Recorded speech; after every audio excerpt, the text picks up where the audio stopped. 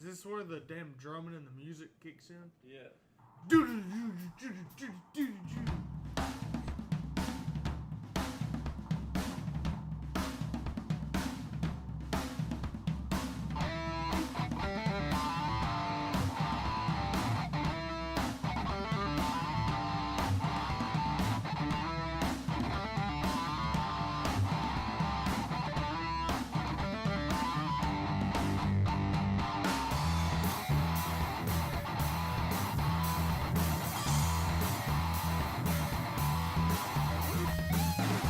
What is going on, everybody? Hello and welcome to On the Pipe Podcast. I'm your host, as always, Tyler Shepherdson, and today is Tuesday, April the 22nd, 2025, years after zero, and you are joining us just in time for this week's episode of On the Pipe Podcast and OTP Tuesday coming at you. So, we got a little bit of racing to talk about. We got some stuff going on. We're going to get into that. As always, we are presented by Yamaha, as you can see on the shirt right here. Shout out Yamaha for helping us out, supporting the program, and coming at you with OTP.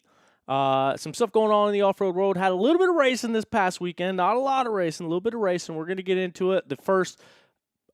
Probably not the first, but the East Coast ISDE qualifier happened this past weekend. Some people punched some tickets to get onto some of those club teams. Still waiting on the announcement to see who is going to be on the trophy team this year. I'm sure that will be coming out here in the near future, and we will see if America is going to be able to go over there and back it up again, this time in the foothills or the mountains of Italia.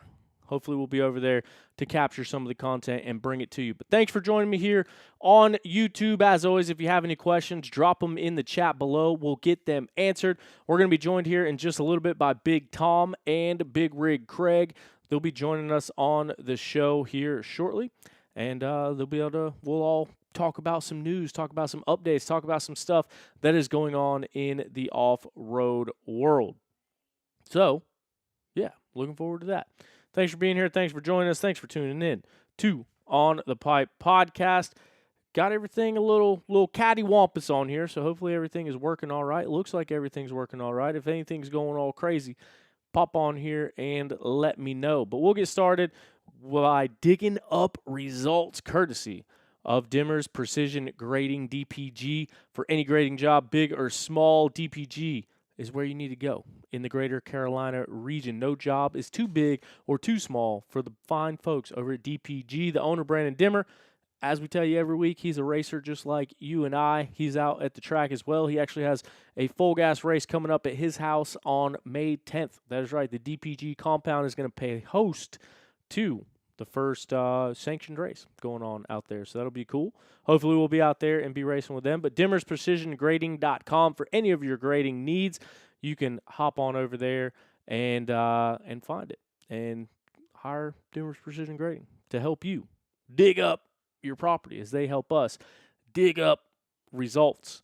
We're going to start things out on the left coast over in California at Glen, Helen, presented by Fast House, it looks like up there. But they had the two-stroke championships going on. So we're talking about it because a lot of off-road guys out there.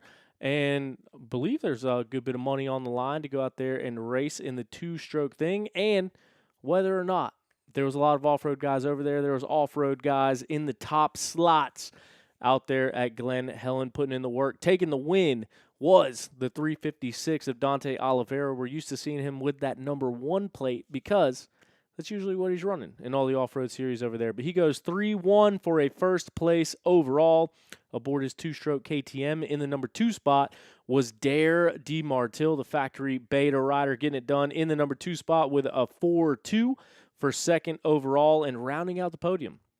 Who knows what he was riding? It was Carson Brown coming down from Washington to grab the third place spot overall, going 2-4 on the day. We talked about Carson a good bit in the past couple episodes, trying to put together a little East Coast woods racing action with Carson Brown, a man of many talents. He goes out there and gets all sorts of stuff done on anything, hard enduro, moto, old bikes, new bikes, little bikes, big bikes, red fish, blue fish, one fish, two fish. It's Carson Brown going out there and getting a third. Bryson Gardner in the number 4 spot above on a beta. I wonder if that's like Carlin Gardner's brother. Someone in here probably knows. I should know. You'd think on a beta from Paso Robles. Maybe it is Carlin Gardner. Maybe Carlin Gardner's name is Bryson. I'm not sure. But leads me to believe probably kin to him nonetheless. Trevor Stewart, the Desert Racer, in the number 5 spot. And then searching down here, trying to figure out who won that first moto since there's a lot of swapping back and forth. Derek Drake on a Yamaha goes out, wins the first moto. Not sure what happened in the second moto, takes the 34th, and that kind of messes up your day.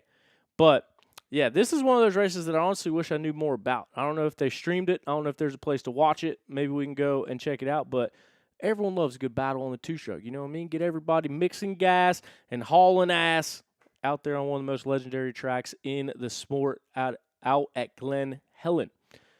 We'll take things back to the East Coast as we continue through our results here. It was the second round of JDay going on at the Dozer Memorial.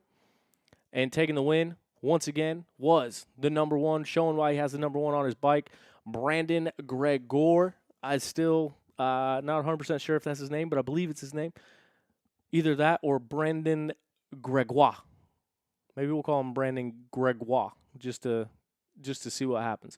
See, that's a good thing. You say people's name wrong, they reach out and correct you. That's how you make friends. Can't get people to talk to you, just say their name wrong. They'll come up and let you know you said their name wrong, and then you got a friend. You know what I mean?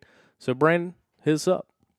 Maybe we'll get him on the show here coming up soon as he continues to win races up in the Northeast. In the number 2 spot, rocking Corey Steed's number, the 444, Justin Coquinos, also aboard a Yamaha, takes the number 2 spot on the day, going 3-2. And Brandon winning both motos. Braden Nolette would round out the overall podium aboard the Beta Machine. Jigs Fustini 4th and Taylor Beckwith in 5th, rounding out your top 5 fastest riders. And then we take a look over at our women's class, pro women's. In the JDay results, Addison Harris goes out and takes the win. Eden Natelko's in the number 2 spot aboard the Yamaha, and Kayla O'Neill rounding out the podium for your women's class riders, your women's pros, out at the JDay round number 2. Getting it done. As always, I know we saw some people joining here in the YouTube chat. If you got some questions, let us know and put them in the chat. We'll get Big Tom, Big Rig Craig here in just a few moments, and we'll be more than happy to answer some of your questions. Shout out Stephen Krug, dude. Appreciate it. With the $20, man. Still blows my mind that is a possible thing, and definitely very grateful for anyone that chooses to donate to the show. Stephen Krug, you're the man. Thank you for that. Addie's rookie year in WXC, very impressive. That is right. Addison Harris stepping up to the WXC class, and obviously a New England Ripper goes out there and gets the win out of JDay, making it happen. Now, we'll bounce back to the Northeast, where it looks like there was a tornado, if I'm not mistaken. It looked like a tornado came through the U.S. Sprint Enduro that was going on at the high voltage property. Saw some of that stuff on the social media going through and wreaking havoc out there. We'll start with the overall. Looked like a little bit of a shakeup between the 2 days out there. So that's why I pulled up the days individually. Once again, I wish this was another one that it stinks just reading off the results. I wish that we had more to go off of and more to go on there and tell you exactly what happened throughout the day. If anyone's listening has any details of what happened, whether it be with the tornado, whether it be with the racing, put it in the comments so we can bring together what is happening around the world of off-road racing. Liam Draper would take the overall win. Notably, Johnny Gerard not lining up for the U.S. Sprint Enduro. Pretty sure he was leading the points in the U.S. Sprint Enduro. We saw him pull, I don't want to say pull out. He was a case-by-case basis at the last GNCC, ended up not racing the last GNCC, and now notable that the very next weekend, where I do believe he's leading the points of U.S. Sprint Enduro, is not racing there as well. Obviously coming off that ISDE team and a handful of Sprint Enduro championships. T's and P's out for Johnny Gerard. Obviously still dealing with some stuff from the crash at Camp Coker. So T's and P's out to Johnny Gerard. Hopefully we can see him back on track and back on the bike sooner rather than later. But in his absence, Liam Draper on that Pro Yamaha, part of the Blue Crew, goes out there and gets it done with a first-place finish on the weekend after 2 days, 12 tests of actually not, maybe not 12 tests. I can't count that fast. But it looks like there's some wonky numbers in there. 14 tests, maybe? Did they add extra tests because it was a qualifier? Anyway, you get the point. 14 tests. Yeah, it says right there, 14 tests. Never claimed to be very smart. But 14 tests of racing. Liam Draper gets it done, takes the win. Grant Davis winning the Pro 2 class, second place overall on the entire weekend of racing. Jason Tino in the number 3 spot, second place in Pro 2. Toby Cleveland rounding out the Pro 2 podium with a 4th place overall. Cooper Jones in the number 5 spot. And to get to number 2 in the Pro 1 class, you got to go all the way down to the 6th place spot overall. Craig DeLong, who was supposed to be a member of that ISDE team last year, ended up, I believe it was breaking his wrist at GNCC going into it, so he wasn't able to go out there and be on the team and represent the US of A last year, looking to hopefully get back on the team this year. 2nd place in the Pro 1 class, 6th place overall. These 250s, these Pro 2 riders, they are absolutely ripping, whether it's in the tight stuff, whether it's in the fast stuff, whether it's north, south, sand, dirt. It seems like the Pro 2 class and the XC2 class have closed the gap and are really competing out there right now across the board, everywhere you look. In the number 7 spot, taking the Pro-Am win was JoJo Cunningham aboard his Phoenix Racing Honda, getting it done. 2nd place in the Pro-Am class was Thorne Devlin. And in the final podium spot of the Pro-Am class was Swole Cole Whitmer, 11th place overall, 3rd place in the Pro-Am class. And now, checking down to our top amateur of the day, it was none other than former Full Gas Sprint Enduro, back when it was Full Gas Sprint Enduro, Pro 2 champion Benjamin Nelko. Took some time away from off-road to go out and race arena cross, had some success out there. I think he raced Loretta's last year as well. Getting his hand back in the off-road. Maybe we'll see him at some more off-road races here soon. But he goes out there and gets it done with a 19th place overall. And the winner of the Open A class aboard his Honda as well. So Ben Nelko back in the Woods game mix. He's raced the last couple of them. We'll see if he keeps it up or not. Rivers Morris. Shout out Rivers Creek Magic Morris. Riding his Kawasaki to a first place in 250A, 2nd place top amateur, and Owen Barnes rounding out your top amateur podium as it looks out there at the Sprint Enduro, the U.S. Sprint Enduro, the ISDE qualifier. We'll check in now and see our Pro Women's class. Corey Steed, we mentioned her earlier with the 444. She goes out there and gets the win in the Women's Pro class. Taylor Jones in the number 2 spot. Rachel Goodish would round out your overall top 3 for the Women's Pro class on her Riehu that she is racing overseas in the Enduro GPs.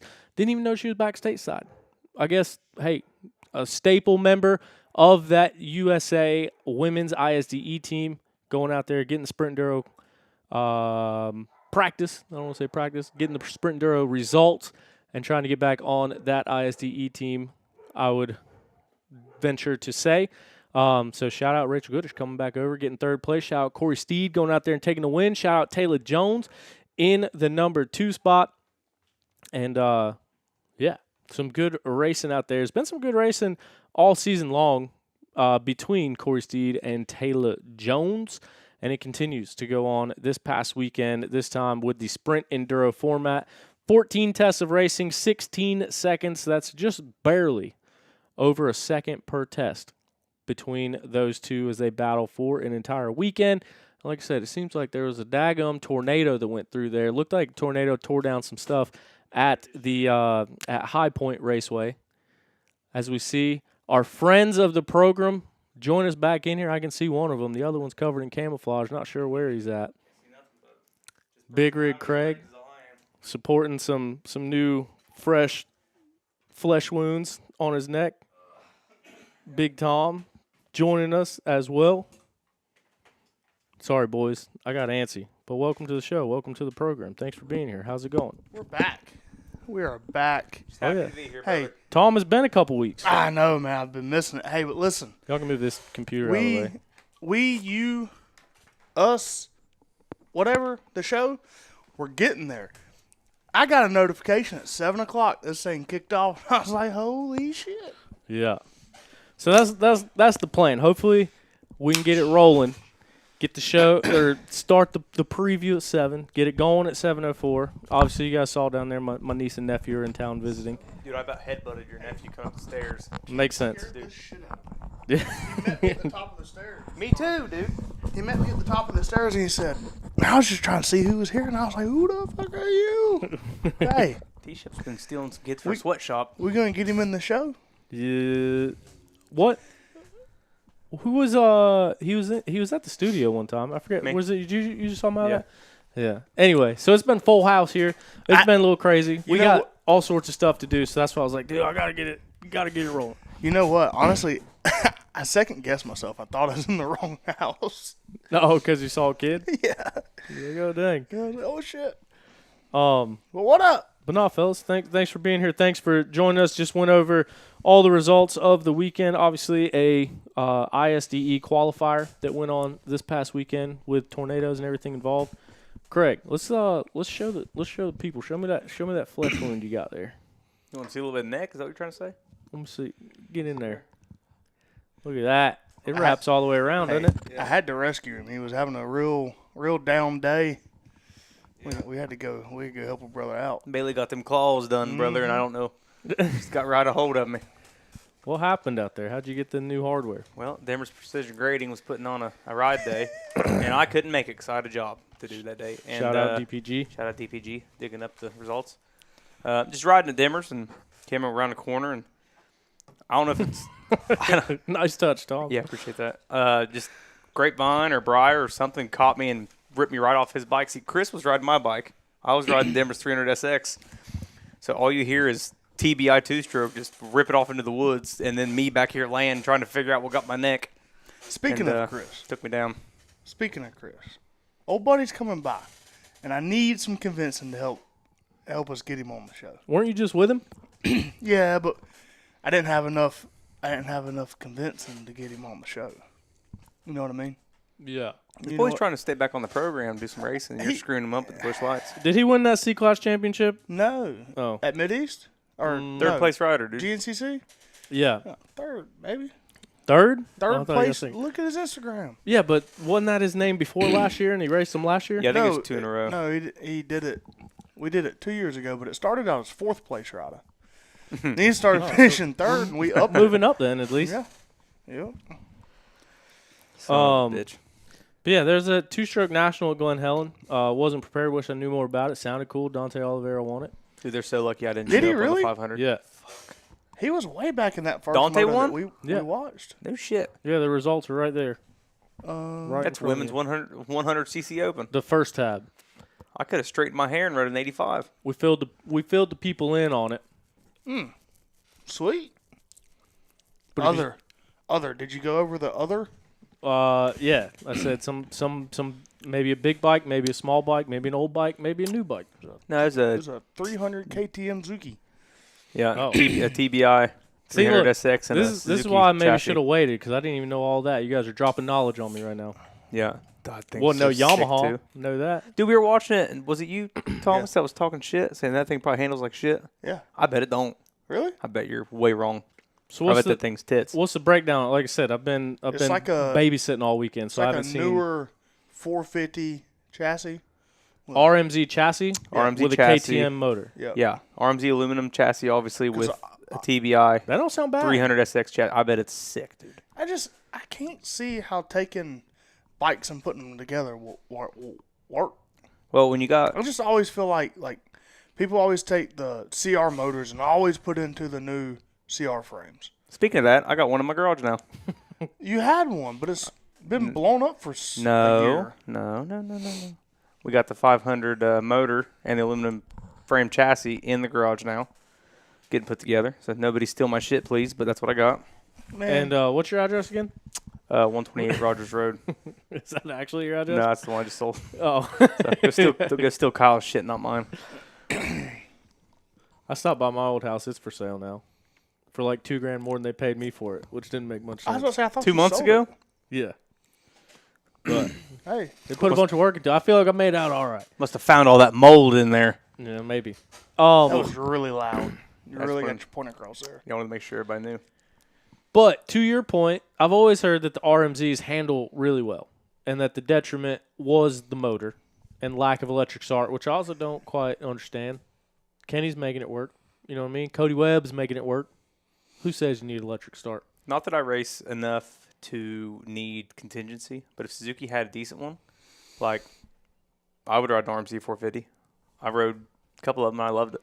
I thought it was great. Remember a couple years ago when they were selling 450s like $5,000 off the showroom floor? Yeah. They're still cheap. Yeah, but they're not as cheap as what they were. I don't know what the deal was then. Tariffs. Get you a 2014, 2025 Suzuki. Dude. Bold new graphics. All the same people who are saying that they're too slow are the same guys who are getting outrun by 125s every weekend, so they can quit bitching.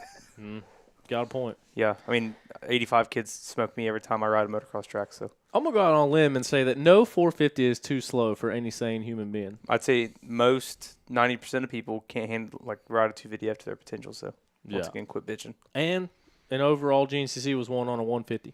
That's what put the whole power thing to bed with me. Yeah, Won a race on a 150 on an overall. what we got here? Tyler Brown, there's a link to the bike bill, boys. Sorry, I haven't been as active online. Jonathan Carver says, "What's up, boys? Got my shirt in the mail today. Thanks again. We'll post a picture when the bike is back together." Oh, that's the tech tip guy. Nice. Thank you for ordering shirts, Craig. Thank you for starting a mountain of stuff for me. But we did move some product, so appreciate Excellent. you guys. What about We're gonna start with Coke after I get my license too. So. I do believe that I'm so the people that made the shirts before I started making shirts, they got bought, so they no longer exist. And then I was making shirts and I sold the company, so it no longer exists. But next week's GNCC is right down the road from the people I sold the company to, so I might just have to go get a handful of stuff and make some more OTP merch. make it yourself? Do it Just myself. Go like old days. Rent the equipment. Yeah. Balling on a budget over What here. about Stephen Krug?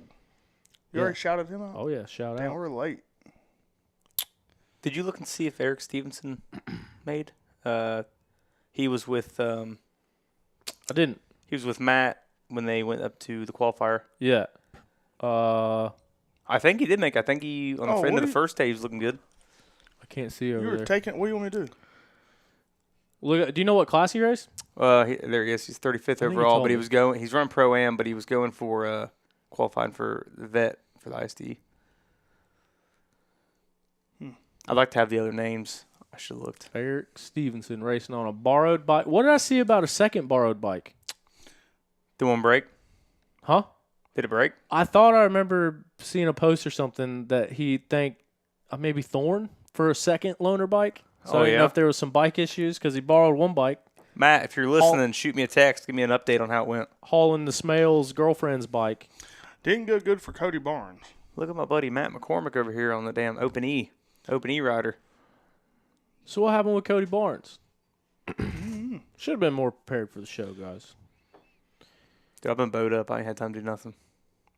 You've been booed up, not Bowed bowed up, up. son. Booed up. Bowed up. Not going to work anymore. Just at the house, laying flooring. It looks like shit. You'll have that on them big jobs. Said I was going to ride this morning. Didn't.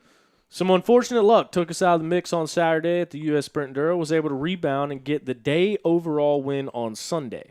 So the single days are pulled up in those second two tabs, and that's why, because it seemed like there was a lot of cattywampus going on. It seems like the results were a lot different between day one and day two. So Cody Barnes took the win. Not sure what happened to his bike that took him out of the weekend, but it looks like he had the juice. And Ben Nelko back, off-road rider.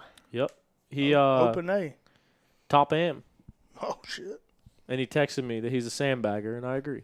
And Ben Kelly, 16th. Former Pro 2 champion, racing Open A. What's this world coming to? What else? I did see Davey Coombs post a picture of High Point Raceway, and the whole building got tornadoed off of its foundation. Ooh. And then I saw some posts over the weekend that I'm pretty sure a tornado went through there. Yeah, dude. Was it Saturday night? I seen a bunch of people. I saw Dylan De La Cruz. His story. That was pretty wild. A whole bunch of tents destroyed. Yeah. Yeah. Cemetery of tents. Yeah. What's your Instagram login, bro? Here, let me just say it out loud on the camera. Oh. For what? Instagram. I know, but why? Because I was going to log in and look at some shit. Is it not popping up automatically? No. If it was, I wouldn't ask. Here, turn that screen towards me a little bit. There's actually people watching us right now. And we're over here lollygagging. Here. Type. Which one you want? Mobile number. I don't know what my other one is. You're not typing. But you might have to click on it. There we go. T-Shep7. Easy, brother. Password is ... That's all I could see, guys. That should be Save. right. What was I about to say? There was something about to say. We're about No, to talk no. about me trying to talk you into doing a marketplace video series. Yeah. What you got on that? I have 3 things on marketplace I want to go get real bad. What the number is?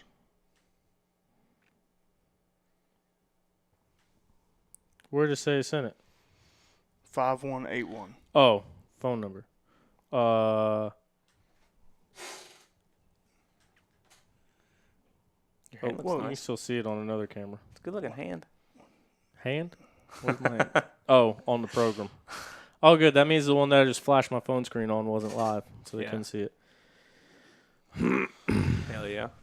Hell yeah, what's going on this weekend? Loose program tonight. We got any idea? Yeah. Full Battle of the gas, Goats. Battle of the Goats. Oh, There's shit. a full gas this weekend? Full gas. There's Battle of the Goats. gonna Mid be- East. OXCR. Wexer. Oh, hey, hell yeah.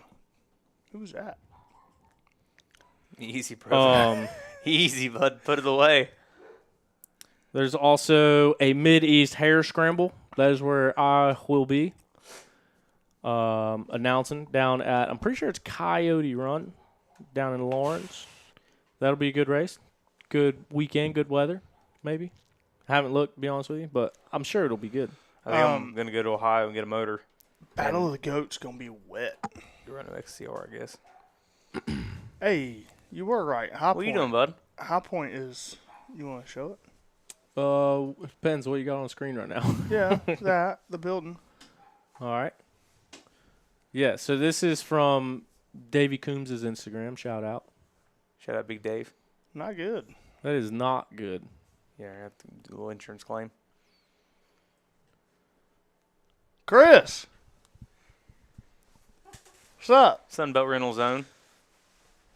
Christopher Van We Cannon. got new guests at the program. Sorry, I only brought up one extra chair. You're good. You're good. We were just talking about that. Hello. Oh, what's up? Friends of the program. But yeah, that we're just scrolling on Instagram. What are you looking at, bud? Davey Coombs is Dude, what is that?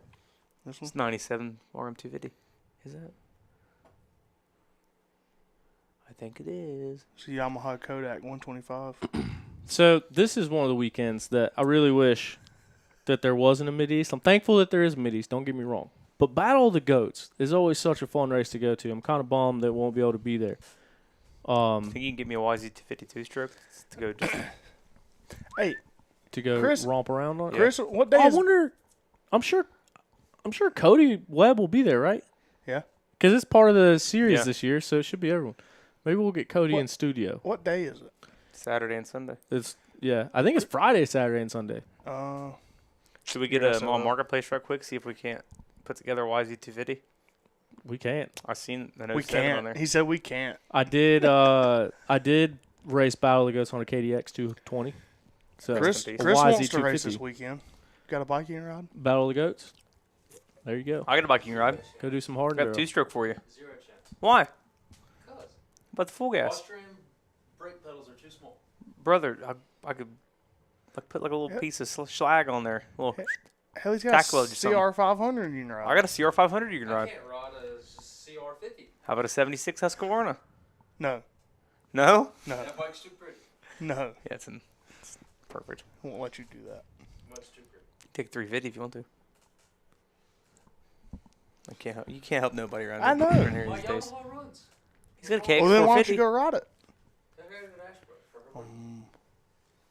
Well, don't be coming in here talking about you want to do some racing. I'm not doing no racing. I never said I wanted to do Battle of the Goats. I didn't say shit. Can I borrow the FX this weekend? I think it's spoken for By who? By what? by me. Oh, You're announcing. Bike that builds champion. That thing revs my heart. I'll tell you what.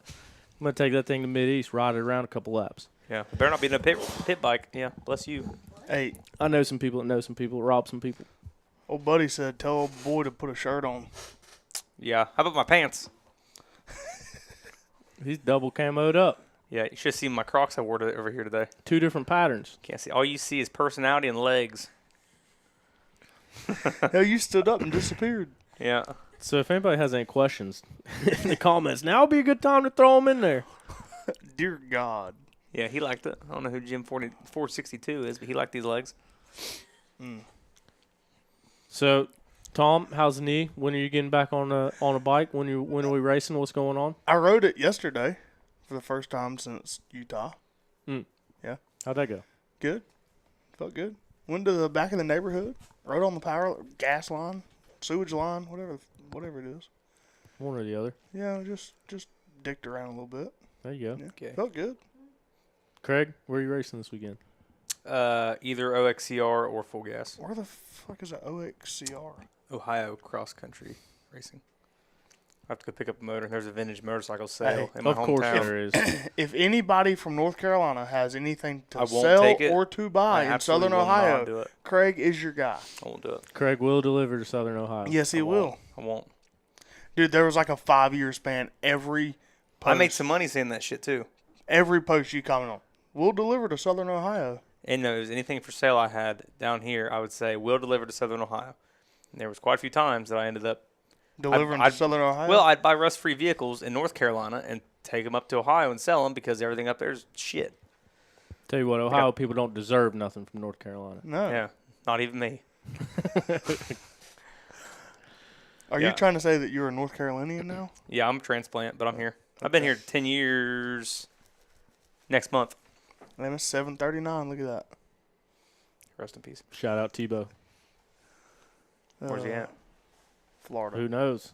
I don't think you're Florida. supposed to say that. Oh. I don't know. Someone's Made it sound like a secret. Hopefully we see Tebow out on the track soon. Shout out Tebow.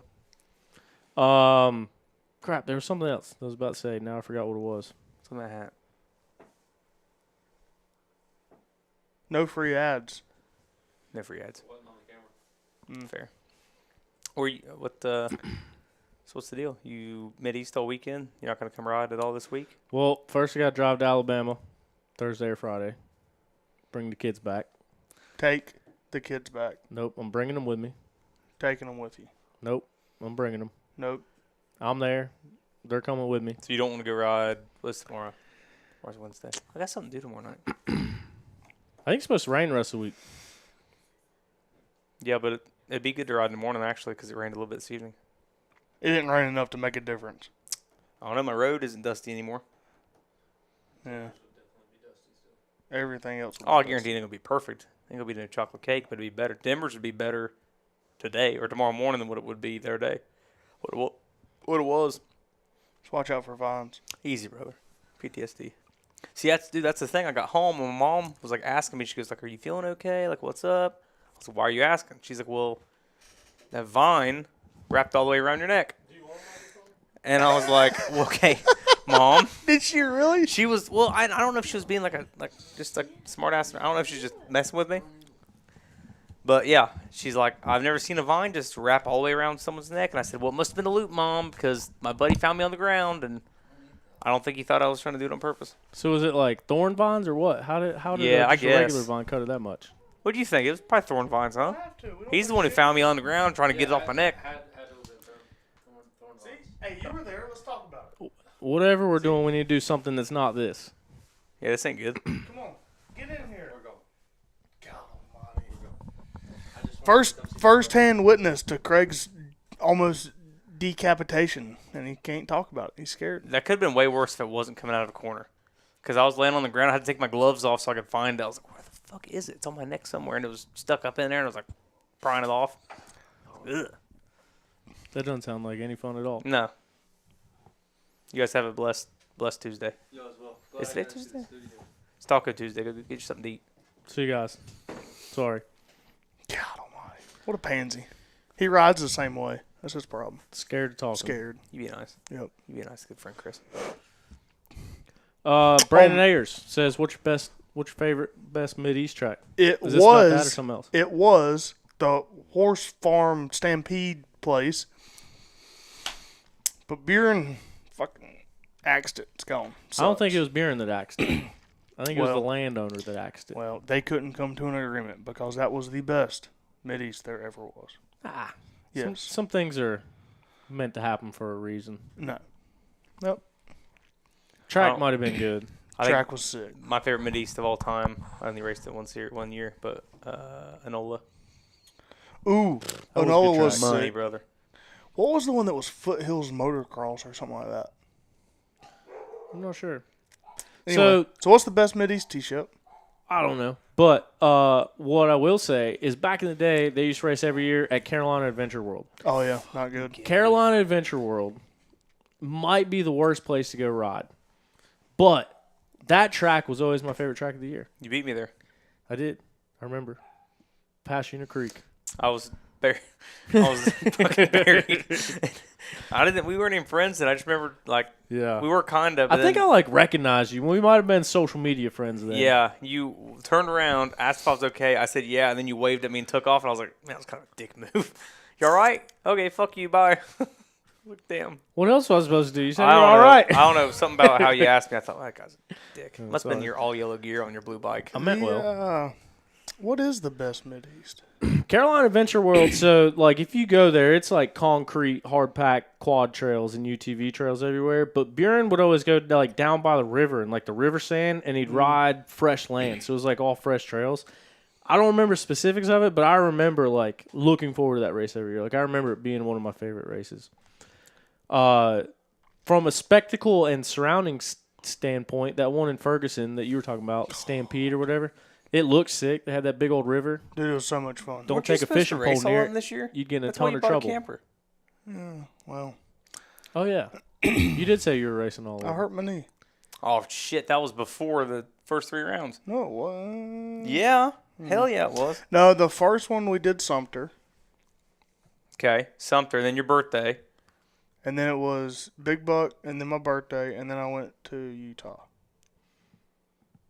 Moto froze laying down the law. Maybe that's why Chris lost. Yep. Or left. Well, Say if you don't want to talk to us, get the heck out. Yep. And See he you. did. Shout out Moto Fro. Dude, look at Big Steve. What's 20? Was that a while ago? yeah. Appreciate it. That Shout was before this show started. Thank you. Welburn Shout out, Steve. Farms is always pretty fun. Yeah, that's a good one. I knocked myself out there. I think I'm going to miss that one this year. But it is always a good one. You guys want to announce Mid-East No. one weekend? They wouldn't like what I'd say. Can we tag team it? Yeah. They got 2 mics.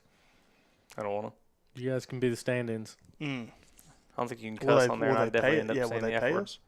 They'll pay you. I like Mid-East the year I rode it in 2017. And then I rode it quite a few more times, and I really did not like the tracks. Like I didn't like the hard packed stuff, and then everybody from down here was way better at it than me. So I just in my mind said I hated it, but I do think I want to ride the series maybe next year, the year after. Well, I would like to do all of them just to get. But dude, those guys, I feel like some of the guys we go to Mid-East with, they 95% of the time they smoke my ass. And then if we go to like a GNCC ride in Sportsman A, I can like ride pretty decent with them. They still smoke your ass. Sometimes, some of them. Why do you think that would be?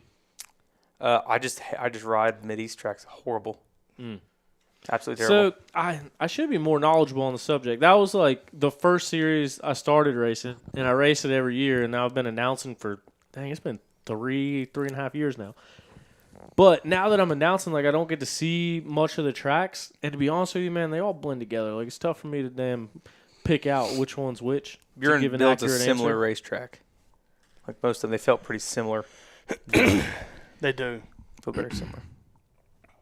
Which are good, and he adds a lot of new stuff to it, and he'll add a lot of like bike only sections to get off the quad track. There was what was the one at the dirt Antioch? That's the one I thought you were talking about at first. Oh, the infield, brother. See, that's why I got to ride some more of them because I've been just an off the track hater for a while. That one was fun. It was so tight. I was just talking to someone about that place the other day. So all the years that I've been at Mid-East, I never once went to Antioch. Because they always raced it on Easter, and I would pretty much always go down to my mom's house over Easter. So even when I was racing the series and announcing, like I missed it. And the woods actually were pretty good. Now we don't get race in the infield, and they'd water it, and it'd be like concrete. You'd be slipping and sliding and eating shit. It wouldn't have rained for like 6 months, and you go there, and the infield's water holes. Yeah, because they're out there Airport's pretty good. I like Airport. Now that they put the big hill climb in, that's always fun. It's a difference maker. Dude, there was a store. I was just talking about that the other day, too. So I was racing for my Mid-East 25-plus championship, and I think I had to finish 5th or better, but I was leading. My whole family was there, came up from Florida, hanging out. Sisters were there. Everyone was there.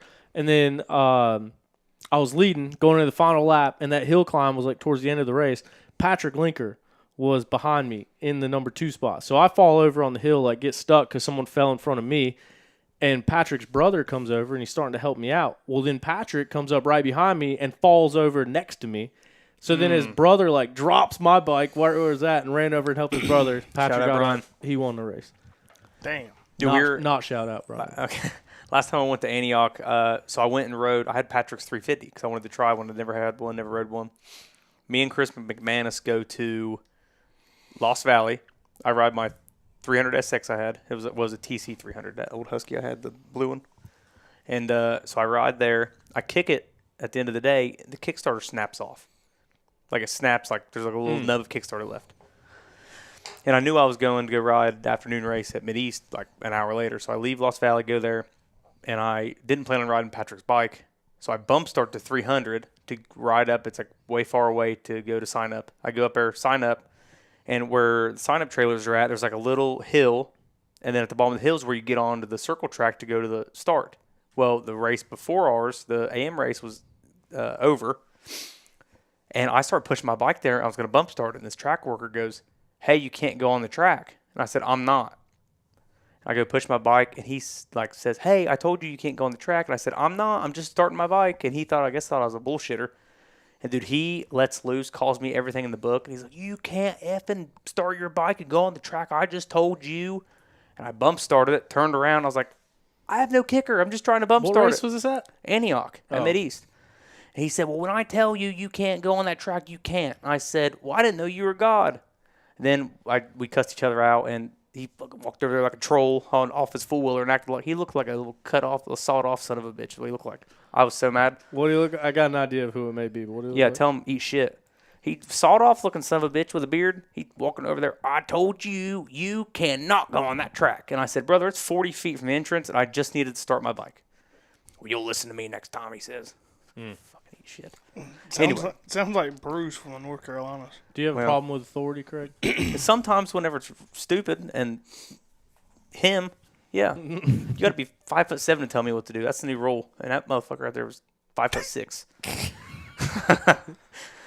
You are not allowed to go on the track right now. I said, no shit. I'm in Crocs.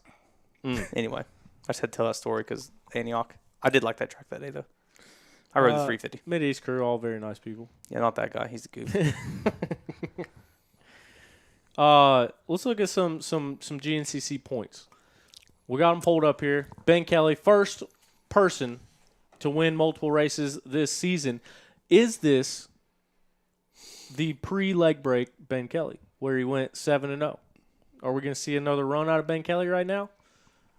Dude, he was in, remember, the hour and a half mark, he was in, 5th or 6th. He was kind of way back. Well, Yeah, he dude, was way so back. He Yeah. must have He was ripped at the end. dead last on the start, worked his way up, and got held for 15 seconds at the finish. Mm-hmm. So then he went to the back again. So he came from the back twice So, to win that race. excellent. I tell you what, I really liked Caleb's post that he brought up about that. Some dude commented on his post and was like, Oh, yeah. you should have won. Ben Kelly should have been DQ'd or something for starting early. And Caleb responded to him in the way that Caleb responds to idiots on Instagram, which is Pretty solid. pretty comical. Yeah, I mean, he's pretty outspoken when it comes to that kind of stuff. And It was a long one, too. yeah, Yeah. I mean, it was. Caleb's right. Yeah. Dude, what do you want? Here, to give you some context, someone commented on it and said, Kelly started his bike. He should be penalized. That makes you the winner of XC1, second overall. Caleb says he was penalized. They stopped him at the end of the first lap for 15 seconds. If he would have went early, it would have been 30. But let's break this down to make sense. When what you want to happen would be, let's say, doing a year in jail for not wearing your seatbelt instead of a small fine. The guy beat me by almost a minute. Come on, man. I don't think the crime meets the punishment. I'm all for you rooting for me, but let's use some common sense and reality when it comes to the infractions. Here's what I think. Ben Kelly beat my ass by a minute after starting dead last, and he shut his bike off being held for 15 seconds at the end of the first lap. I just hope this next generation of guys coming through doesn't feed into your type of mentality. The system is out to get you, because it's not. Winners win. Losers make excuses of why they didn't. So, very strong words. But that is even Caleb, when the whole thing came up with the cutting the track or what have you at Florida, he is a no-nonsense, no BS type of guy. Not to make excuses. And, I think that's an example of it. He did the same thing at Powerline. I think it was 2018. Him and might have been Strang were pretty tight in points, and he missed a rock garden. I forget exactly where that was. I think it was Powerline. But he never got penalized for it. Well, yeah, but he owned up to it and told him he did it. So if he didn't, it's not his fault. But everyone told him on the team not to say anything. He goes, "No, well." That one gets brought up a bunch in discussions on here, based off of the rules and what gets doled out, because that was on Racer TV, and the post you're talking about, he posted it on the from the Racer TV feed and posted it on Instagram, where he missed the rock cart and went around it and said that he did that. Yeah, I don't know. That's But- just me giving props. Same thing. He is pretty much hey, I fucked up, Yeah, took accountability for it. Yeah, it's good. What was that, bud? I still want to have a sit-down discussion with the high voltage GNCC 2020 or 2019 or the buckwheat, whatever one it was. Is that which one it was? I don't know why I thought it was Powerline. Powerline next weekend. No, well, weekends. yeah. So Powerline is the one with the rock garden, but I'm talking about what should have been Toth's first career win. Was it Powerline? I want to hear that story. I believe so. I always thought it was the original Mountaineer, but everyone else always says it was Powerline. I believe So I it was guess we'll go Powerline with because I Powerline. raced it that day. See what we got in the chat. Glen 462 with the donation, dude. Appreciate it. That guy 771. You are that guy, dude. Appreciate it. Like I said, still didn't know that was a thing. Still super grateful for it every time it pops up. Appreciate you guys donating to the show, donating to the program. Even weekends like this, where there's not a whole lot to talk about, we still want to bring you a show, talk about some stuff, maybe share some laughs, share some stories. So I appreciate you guys being here. Appreciate you listening, and appreciate you donating. Appreciate everybody that bought some shirts. I got smalls and mediums. Anything above that, We out. out of Shit luck out of for a little luck. while. That's why I have SOL on OTP I still have 2 of those sitting in my truck. I got to deliver this week sometime. to Southeast Ohio. I thought you didn't do that. It's not. It's to somebody in town. Oh, I thought they were going to Ohio. One of them is, yeah. It's okay. One of them's going to Ohio. Yeah, my bad. So Craig will deliver to Southeast Ohio. I will, just for buddies. Powerline next weekend, just west of Pittsburgh, just west of Wheeling, West Virginia.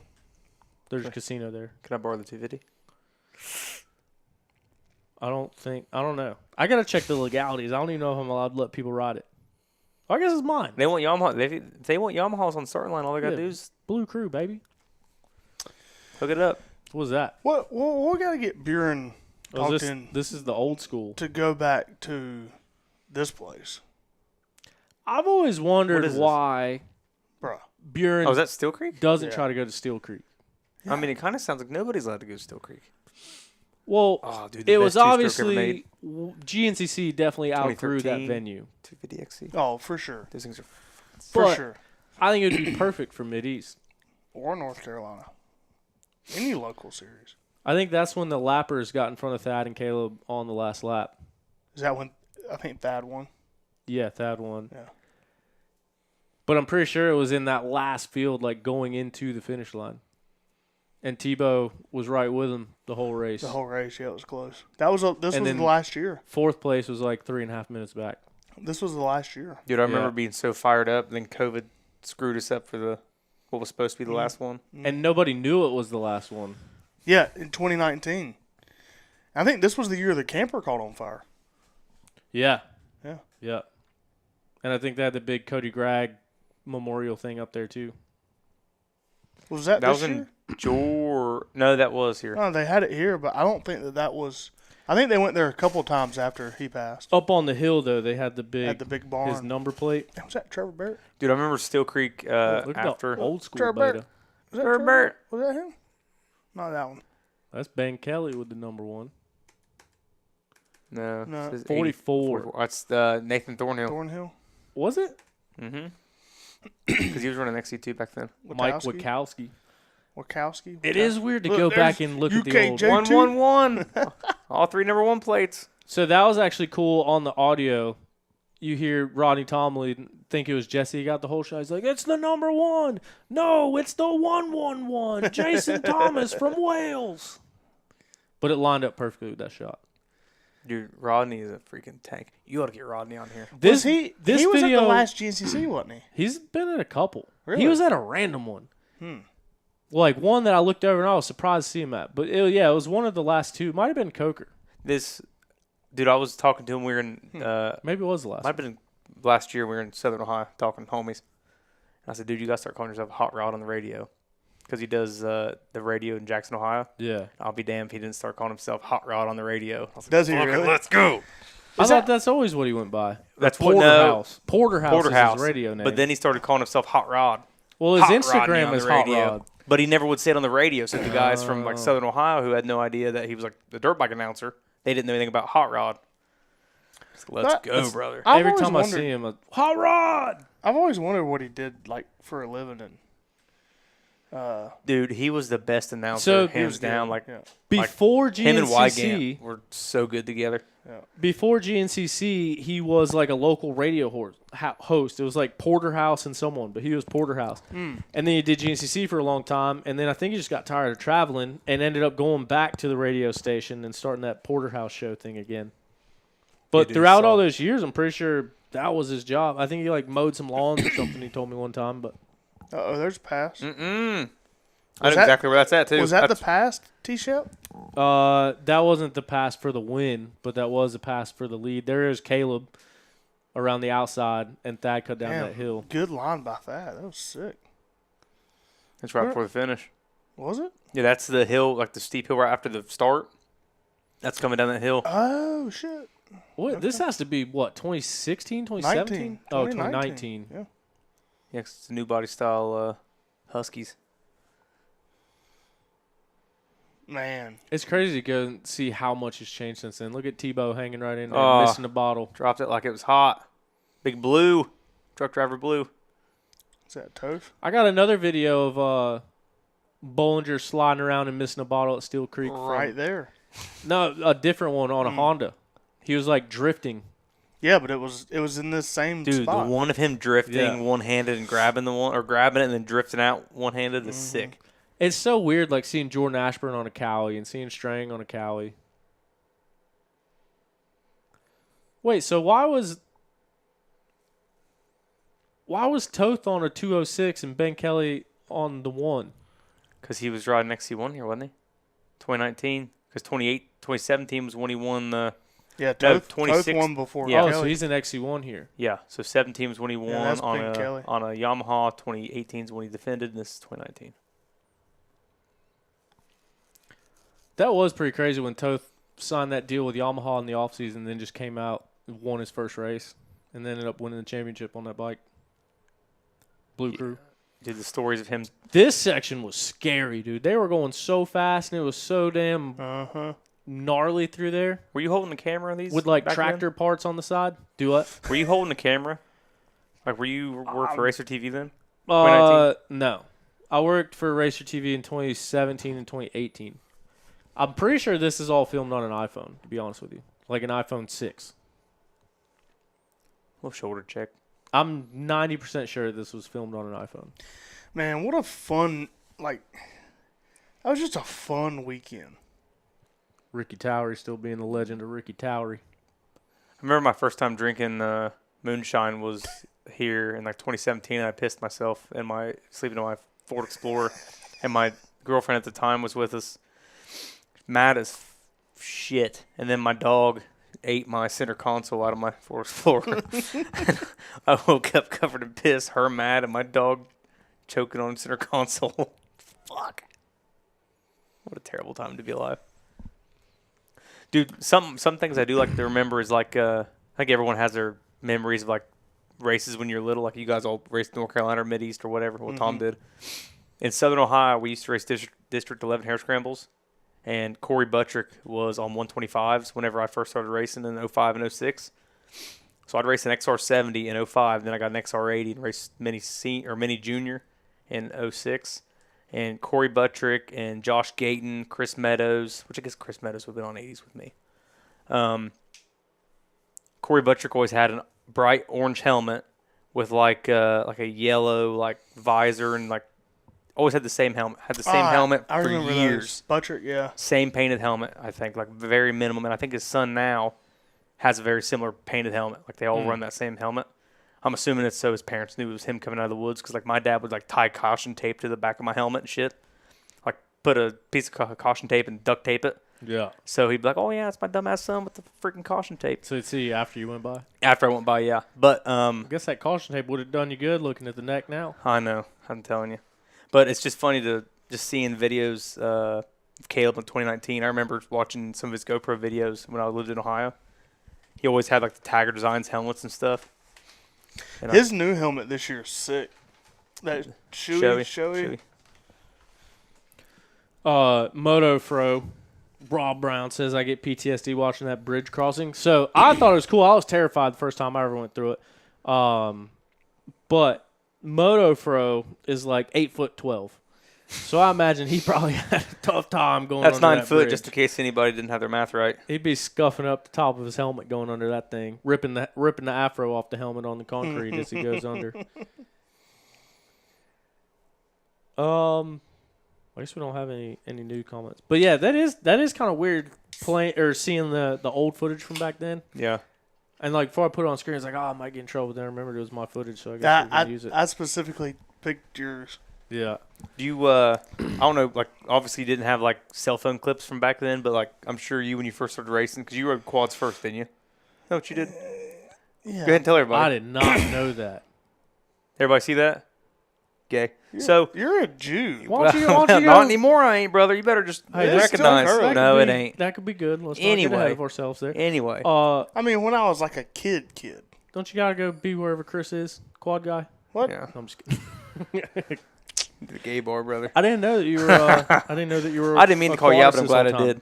Anyway, but all my photos I have from like 06 when I was riding like I guess it's like 07, like a YZ85, is all like my parents always did like photo books, like photo collages and stuff. because you don't have phone clips from 06 or 07. So every once in a while, Dad will crack it open and be like, yep, remember whenever I bought this part and did this, that, and the other?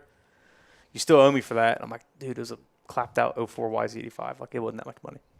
But I just like seeing, like, watching old GNCC clips and then, like, looking back at old stuff that I have from whenever I rode when I was little. Yeah. I love that shit. It's so cool. And nobody had 4-strokes back then in Southern Ohio. Everyone thought they were the devil for the devil kids. I never rode dirt Everyone bike had a- until I was 21. I just remember wanting a KTM 105 so bad I couldn't stand it. That's again, things got expensive parts, brother. We got to get the Yamaha. Shit. Affordability and reliability. Yeah. Brought to you by Blue Crew. Dad went to Walmart and got mailbox stickers. Put Yama Dog down the fork guard. I Yama was like, dog. let's go. Ready to rip. He'd be unloading it, barking at me. Unloading his posse. I'd get last in a fair motocross race. There goes a Yama Dog coming off the line. Yama Blast. dog with caution tape flopping off the helmet. Yeah, dude, I was such a goof. You know what I just Still thought am. about? That year when Thad won at Still Creek, that was a big day for him because he had been helicoptered out of there like 3 out of the 4 years before or some shit. Yeah. And then I think it was that was the last one. Maybe it was the year before where it was the opposite. Like, Thad was leading, and a lapper got into them, and I do have that one on camera, coming out of the creek. So they would come out of the creek and then basically run the perimeter of that field, go out and around, and that's the finish. And I'm pretty sure in that race, it was on the far side of the field, closest to the finish, where a lapper got in between them and Thad got around. But I think the year before, they were coming out of it, and Caleb took the inside line coming out of the creek, and there was a lapper, Thad did, and there was a lapper stuck and couldn't move. And then it was such a deep road, it was like peg deep, so he couldn't get out of it. And I think Caleb went around and got it. I think back-to-back years, they both won it and lost it in that last section. Yeah, that's wild. We talked about this once, but what was the year that, I think it was 2020, that Thad got hurt at Big Buck? Not the real bad year, but he hurt his knee or something. It was like first lap. Do you remember what I'm talking about? He wrecked into me. That was my fault. Kind of my fault. I do remember that I heard him race, rev. I go left. He went left, and we both ate absolute shit. And he just laid there. And I was How like, rude of you. fuck. Sorry, Thad. I saw someone, whoever took Stu out at the last race and broke his radiator hose, someone tagged them in it. Threw him all the way under the bus. Yeah. Been a lot of controversy about that video, about the pit stop video. That's a hell of a word. Everyone's talking junk. But until you're in that situation, you got all the answers. Until you're in the situation. Yeah. God, what was I about to say about the old races? That's the other thing to talk about too is like, and I'm pretty sure we've talked about it on the show, but like if Caleb Russell didn't exist, how many GNCC championships would Thad have? Because you think of Thad as like, I wonder if you go down the line and try to compile a list of the best racers to never win a GNCC championship. He's got to be pretty high up there because back in those days, like Caleb and Thad would be wheel to wheel, but they'd be 4 minutes ahead of third place. So it's like nobody else was going to that pace, but then Caleb was always there, and he always had the racecraft to get it done right at the end of the race. It seems like no matter what, he'd find a way. He probably had 3 or 4. Because Strang got one. Strang was, I'm trying to think the first year Caleb won. That was 2013? 14. Strang was 20. It was either 2010 or 2011. Strang was 2010. Charlie Mullins was 2011. Because And Caleb it won was actually either- 2 and 10. It was either Wibley or it was Wibley Wibley, in 2012 and then Caleb in 2013. 13. But that last one with Wibley, I It's think close. Caleb told the story on the show, but like I think he sat out a race or Pulled no. Yeah, he said it was the only race that he ever quit. He ended up losing the championship, I'm pretty sure by 1 point. And if he wouldn't have pulled off at whatever race it was earlier in that season, he would have won that championship that year. I think he lost it by a point. Dude, he used to get killer hole shots on that YZ450. Who? Wibley. Wibley. Oh, Dude, There and it was was a the year- worst bikes on the planet. That 10, 11, 12 YZ450s. There was a year he pulled Dude. every hole shot. everyone says that, and I think it's from James Stewart getting the bad rap. But like my third bike ever was either a 13 or an 11 YZ450F, but it was that one. It was the same one. It was the weird one with the damn cyclone tailpipe, and the gas tank came up like a sport bike. it came with a little wire. You had to pin it back to the seat to Ass change your cheeks, air dude. filter. I rode one. I like that bike. I rode the 250F. It was good. But the 450? Yeah, but Yeah. the 250 was never that style. No, I mean, 250 was different, but it was It was still carbureted That then. 10 bike It was slow as shit. carbureted till 2014 Kickstarter. Yep. And then that thing won Bike of the Year. Did it? Yeah, the 14. When it Mhm. when Oh, the yeah, dude, 250s those were changed so and fuel good. injected. Those were so good. They turned so good. Because that was the first 250 with the reverse engine. Mhm. Yeah. These Yamahas were good. I had one of those style Yamahas. I remember I had to like lower the front end a bunch to get some weight on the front wheel to get the front wheel to work or like get traction. Get it But to other turn. than that, it was a good bike. I like listening to, like, they'll have like Tedesco, I think, was on Gypsy and was talking about the factory bikes he had, and he said the factory Honda in 2007 said it was the scariest piece of shit he'd ever been on in his life. They said, but the stock bike was excellent. He said, dude, I can win on the stock bike. Let me race the stock bike. They're like, nope, you can't. Race the factory bike. And he said, 250? 450. Oh. 450. And they said, dude, the factory bikes were so good. And then you get on, or the factory bike was good, but the race factory bike, like the Honda, America Honda, whatever it is, was so scary. Mm. And then, like, obviously watching it in 2007 or 8, you, like, would never know because how good of riders they are. Yeah. I love listening to the stories that people talk about how scary bikes were. Yeah. Or who was it talking about the first generation 250Fs and 450s? They just explode during practice. Someone was talking about the Cowies. The first, maybe that was Ivan too, on Gypsy, because he was talking about he got off the 125 because everyone was riding 250Fs. He said we had like 4 blow up in the off season, and almost all of them were in corners. He said, "Think if I would just hit a Supercross triple seat bounce and it exploded off the face." He said I'd probably be freaking dead. Yeah, You're going to have a bad time. Yeah. The carbureted 4-strokes with the bog and all that other shit was wild. Dude, so that is why I won't jumps now. Like, I got no interest in my bike leaving the ground. Because my first bike ever was an 08 YZ250F. And we used to ride this track in Mooresville. And the finish line jump was out of a corner. So you had to be, like, on it halfway through the corner and then hold it to get over. And then I hit the face of that thing. That thing bogged out. And just went, "Brrrr." And I landed into the face of the finish line, dude. Dislocated my shoulder. My knee got all wrapped up in it. Had to get knee surgery from that. And since then, dude, I've had no Make sure interest you in got jumping gas in your stuff. bike. Make sure you got gas in your bike. There was brother. gas. It was just bog. That was Justin. What? Good buddy Justin Griffin. He got fucked up because he ran out of gas. Like the wrist injury stuff that he went through, that was from running out of gas Mm-hmm. on a Basically jump? Yeah, he bought that brand new bike. Sorry, Justin, airing your business out. My bad. Shout out Deuce Deuce. Shout out Deuce Deuce. Yeah, he ran out of gas. I didn't realize that would have happened. That's what He's saw- like, happened. man, I just liked the bike so much, just kept riding and riding. I forgot to put gas in it. I saw Nick Black do the same thing one time on a big step down. We was riding this track, and there was like, it was a field, but had a big like a field hill like down the side, Like a ski jump. kinda, and there was a lip right at the where it started to go down, and then they put a single at the bottom of the hill to land on, and he went and seat bounced, and as soon as he seat bounced, it was like, "Blah," and then straight to his head, knocked out. He was snoring when we got to him. It's so crazy how quick things can change. That's like the step down On a at dirt Silver bike. Creek. I've watched. I mean, I've only been there a handful of times. I watched Archer eat shit on it. I think I watched Cameron Sisk wreck on it It's pretty not bad even one a day. step down though. Kinda. I mean, not really, I guess, but I mean, it's a It's a double to a table big with a very downhill. long landing.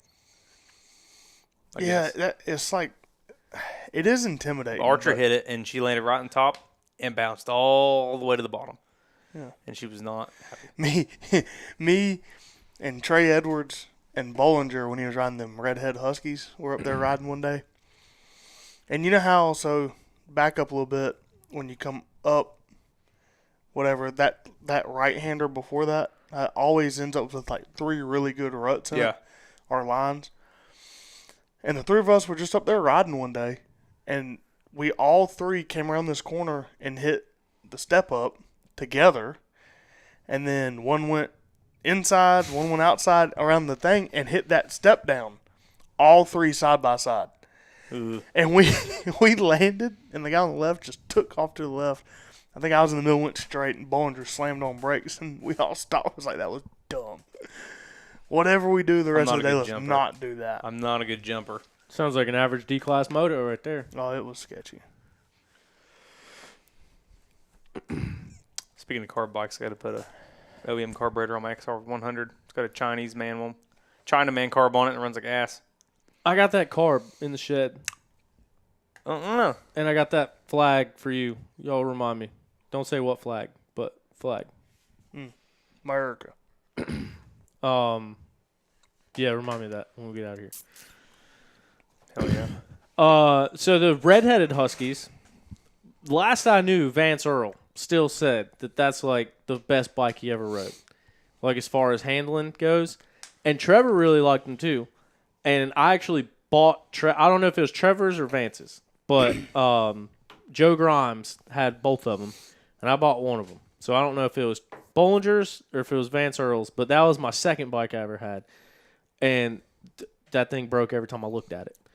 But while it was running, they said it was like the best handle on the bike that there was. Dude. Dustin Simpson grabbed it and I think he won his first North Carolina overall on one of those bikes. So I guess they had in 2013 they had killer contingency. Like if you race like 250B and GNCCs. So Jack Reap raced 250B and GNCCs. It was a 310.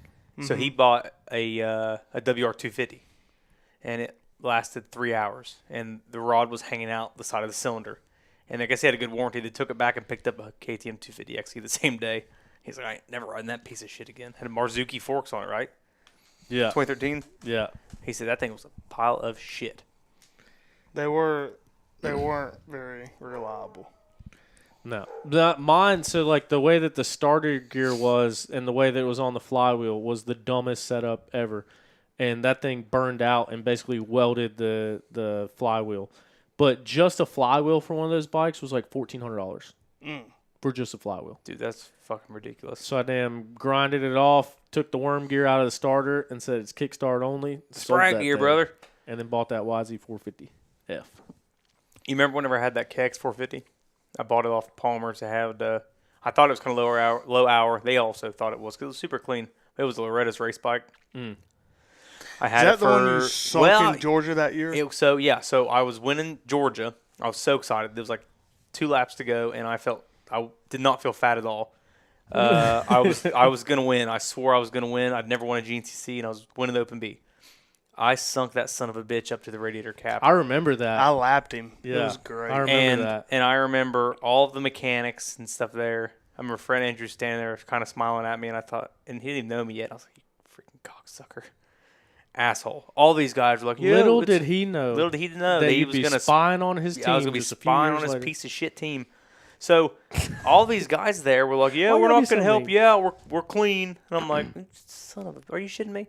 So I did not win. And then the next time I rode that bike was at Little Buck at your place, and it locked up. Funded by Underfoot. Yeah. It locked up at Little Buck? Yeah. I don't remember that. You were there, right? Yeah, one of you two were there because we were riding, and I know Tyler Bruton was there for sure, and Curtis. Locked right up. And I pushed it out. It took a while. Yeah, I don't remember that. Little Buck is townhomes now. Rest in peace. R.I.P. Fun trails. Made by Bjorn. Felt like a Mid-East. That was actually pretty good. It's a good little loop. Yeah. We need to talk to this fella down here and get those trails going again. Ride local. That's sick. I thought you was going to talk to him. I meant to text You him. did talk to him once, didn't you? Yeah, I rode the CT down there. Talked to him. He told me to wait till after hunting season. Now it's after hunting season. When did you move here? November 15th. When is hunting season The out here? day before my birthday. Ends on New Year's. His birthday's 16th. Of what month? Damn, you did math that November. Nice. Yep. What's Bailey's birthday? Why are you doing this to me right now? It is June 18th. Oh. Let me confirm. Hold on. You gonna get her some flowers? Yeah. Brought to you by Artistry Flooring. Flooring. Flooring. You got flooring on your head, dude. Yeah, I was right. Attaboy. She'll be proud. There you go. What was your favorite GNCC track? I feel like you can be biased. Say Steel Creek. Yeah. There Steel really Creek, hasn't been that many like new. Steel Creek, but I GNCC. also liked the Buckwheat. I really liked that track. And the High Point track. It was just dusty as shit. Yeah. Unadilla. Never did that one. That one was sick. I sucked. I suck at rocks. It had a lot of rocks and a lot of trees, and those ones like if you see a line, you can kind of like tuck your head, go through some branches, make some passes, do what you need to do. Unadilla, you try to cut something off and go to a tree, you were on your back off the bike. Them branches didn't move. I remember that. Learned that one the hard way. I'd like to do Ironman again because the time I did it wasn't literally we were in the party section and didn't know it when we camped. Oh, darn. Dude, it was when so in bad. Rome. No. Oh, you didn't party? You just got kept up by the partiers? Yes. It was terrible. Till like 3 a.m. Some dude, I don't know what happened, but somebody got slammed up against our trailer. Dang. I fucking got out in my underwear, and I walked around the back, and there was this dude and this girl, and they were crying, and I was like, I fucking yelled as loud as I could. I was like, will y'all go do this shit somewhere else? Like, get the fuck out of here. Go. It's like, go do this somewhere else. And they were like, oh, okay. I was like, God almighty. So when we woke up Sunday morning, as soon as I woke up, I went out and cranked my bike. Right by these fucking tents. Dude, it was so bad. So every year that I ever raced Ironman, except for maybe 1 year, like when I did the industry race, like that was fine. But every other, like when I was actually racing GNCC for points, it was like 30 degrees and raining. Like 1 year we woke up and it was like completely frosted over, like snow on the ground. Every other time, torrential downpours all weekend. I suck there. I've done it Dude, twice. I'm not good there. The first time was in the mud. The worst time was we went up there, I think it was 2019, and rode up with Bradley Chapman and his buddy and his buddy's fiance or something. But it rained literally the entire time we were there, and it was like 40 degrees. So it was 4 of us in a van all weekend from like Friday to Sunday. There's nowhere to go, nothing to do. I'll tell you a worse weekend to go That was sucked. 2021. Driving a gigantic semi. Oh, snap. Not good. And spying on radios. Spying on radios. No, that was at What are you Buckwheat. snapping about? It just popped up and said, oh, snap. I'll tell you what I am excited for is to go to John Penton because I haven't raced it in 3 years. I'll tell you No, what I'll never that- be I'm the excited only for in my person- life, That That, I know likes it. and that's going to the John Penton GNCC. that year in 2021, when it was that super bad motor and they cut the afternoon race really short, the morning race, we did the whole track. And it was fun. I enjoy it. It was a lot of water. It's just a What very year? different kind of. 2021. With Stu and Ben I don't remember. for No, the that- championship. That, Wasn't that 21? yeah, it was. Yeah. When Stu made it like 3 corners and sucked water. Oh, they made it farther than that. It was the one But that Strang won. Nonetheless. I think he won. He in did The mud. because I rode a KTM 200 that day. And that's Yeah. when Rachel Archer won by like 12 minutes. And But didn't win someone, the championship. yeah, because someone may or may not have let Becca by to win the championship to get third. Oh, who did that? I don't remember. Been some Bullshit. time. It's alleged. Might not have happened. Becca was fast. Probably passed her. But then I remember that from that day, and then Stu walking up to Ben and congratulating him wearing Crocs, walking through the mud. And that's when Tyler won his championship. Yeah. Yep. I was spreading with And champagne. the at finish champagne line. showers. Craig, did you ever run Unadilla when they ran you down the railroad tracks? I don't the remember. train I rode tracks. it in 2012. I heard that was bad. Or no, 2013. I raced in The 2013. train trestle section, I heard all Yeah. that was terrible. Yeah. I rode morning also. So, yeah, they didn't run that in the morning race. But, like, Dustin and all them ran the afternoon. And I remember them talking about the Yeah, I never ran afternoon there. Dustin said that basically as far away as you could get in those train trestles, Tina popped out of nowhere, helping everybody out. Was that the track that had the big, like, bottom section that was all water holes and it was like 400 foot wide? I don't remember being like remember that. I just remember, used to be obviously, motocross track, and then Then they had like a second motocross track back behind it. The too. amateur track. Yeah. I remember. So we I used to remember ride. throwing whips over the sky shot every lap. We used to race. It says the one that just said, "My wheels don't leave the ground." Yeah, no, I definitely did not even get air on the sky shot. I used to go to all the GNCCs with Brandon Gearing. His dad Todd would take us all. They did the whole series. They were from my hometown. He was like my best friend growing up. And I remember getting out of the camper at like 7 a.m. in 2012. Brandon was riding like 150C and walking over to the top of the hill. Like you would be looking at the whole motocross track, but it was so foggy, I couldn't see 3 feet in front of me. An hour later, you come outside and you just see this gigantic motocross. So we got there at like 11 p.m. the night before on Friday. So this was Saturday morning. And then you're just looking at this gigantic motocross track. I'd never seen anything like Unadilla in my life. Coming from Southern Ohio, I never really ride motocross or anything. That day, I took a sick photo of Cody Gregg throwing a whip. He was running Sportsman A. Oh, really? It's sick. I'm pretty sure the year that we went, someone got airlifted from flat landing into gravity cavity. No, okay.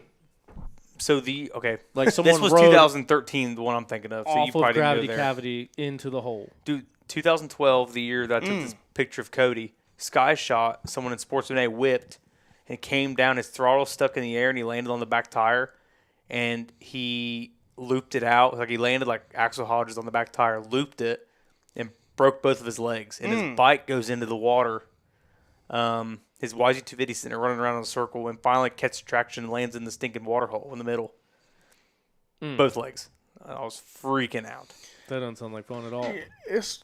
I'm looking at an old Racer TV video and the pro guys that just come out and send the sky shot first lap. Yeah. That's pretty nuts. That's Yeah. a big So- jump to do in the Dude, middle Cole of a Madison race. did it when they had the stinking hay bales, and Yeah. Cole Madison hit it the right way and hit it on an 85 or 105, whatever he's on at the time. That's what I was about to say. Is in the morning race they set up chicanes at the bottom, so you couldn't hit it, but people hit it. I remember some people like just went through the banners and made a line outside of the hay bales Just to hit it. The kids on 85s Yeah, were just to hitting go. it. Like Have you seen the- local moto kids. Have you seen the video of the 3-wheelers hitting the sky Yeah. shot? Yeah, Yeah, the that's ATC dumb. 250. Dude, talk about things you Dude. couldn't pay me enough money to do. How about this? Look at this, Craig. This is Sipes and Thad.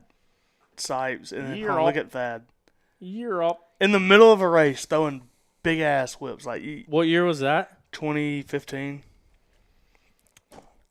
Yeah, there's probably some ship shots of that. Doing that in the middle of a race is Every lap on wood suspension. it's nuts. And you're coming out of a boulder field onto that.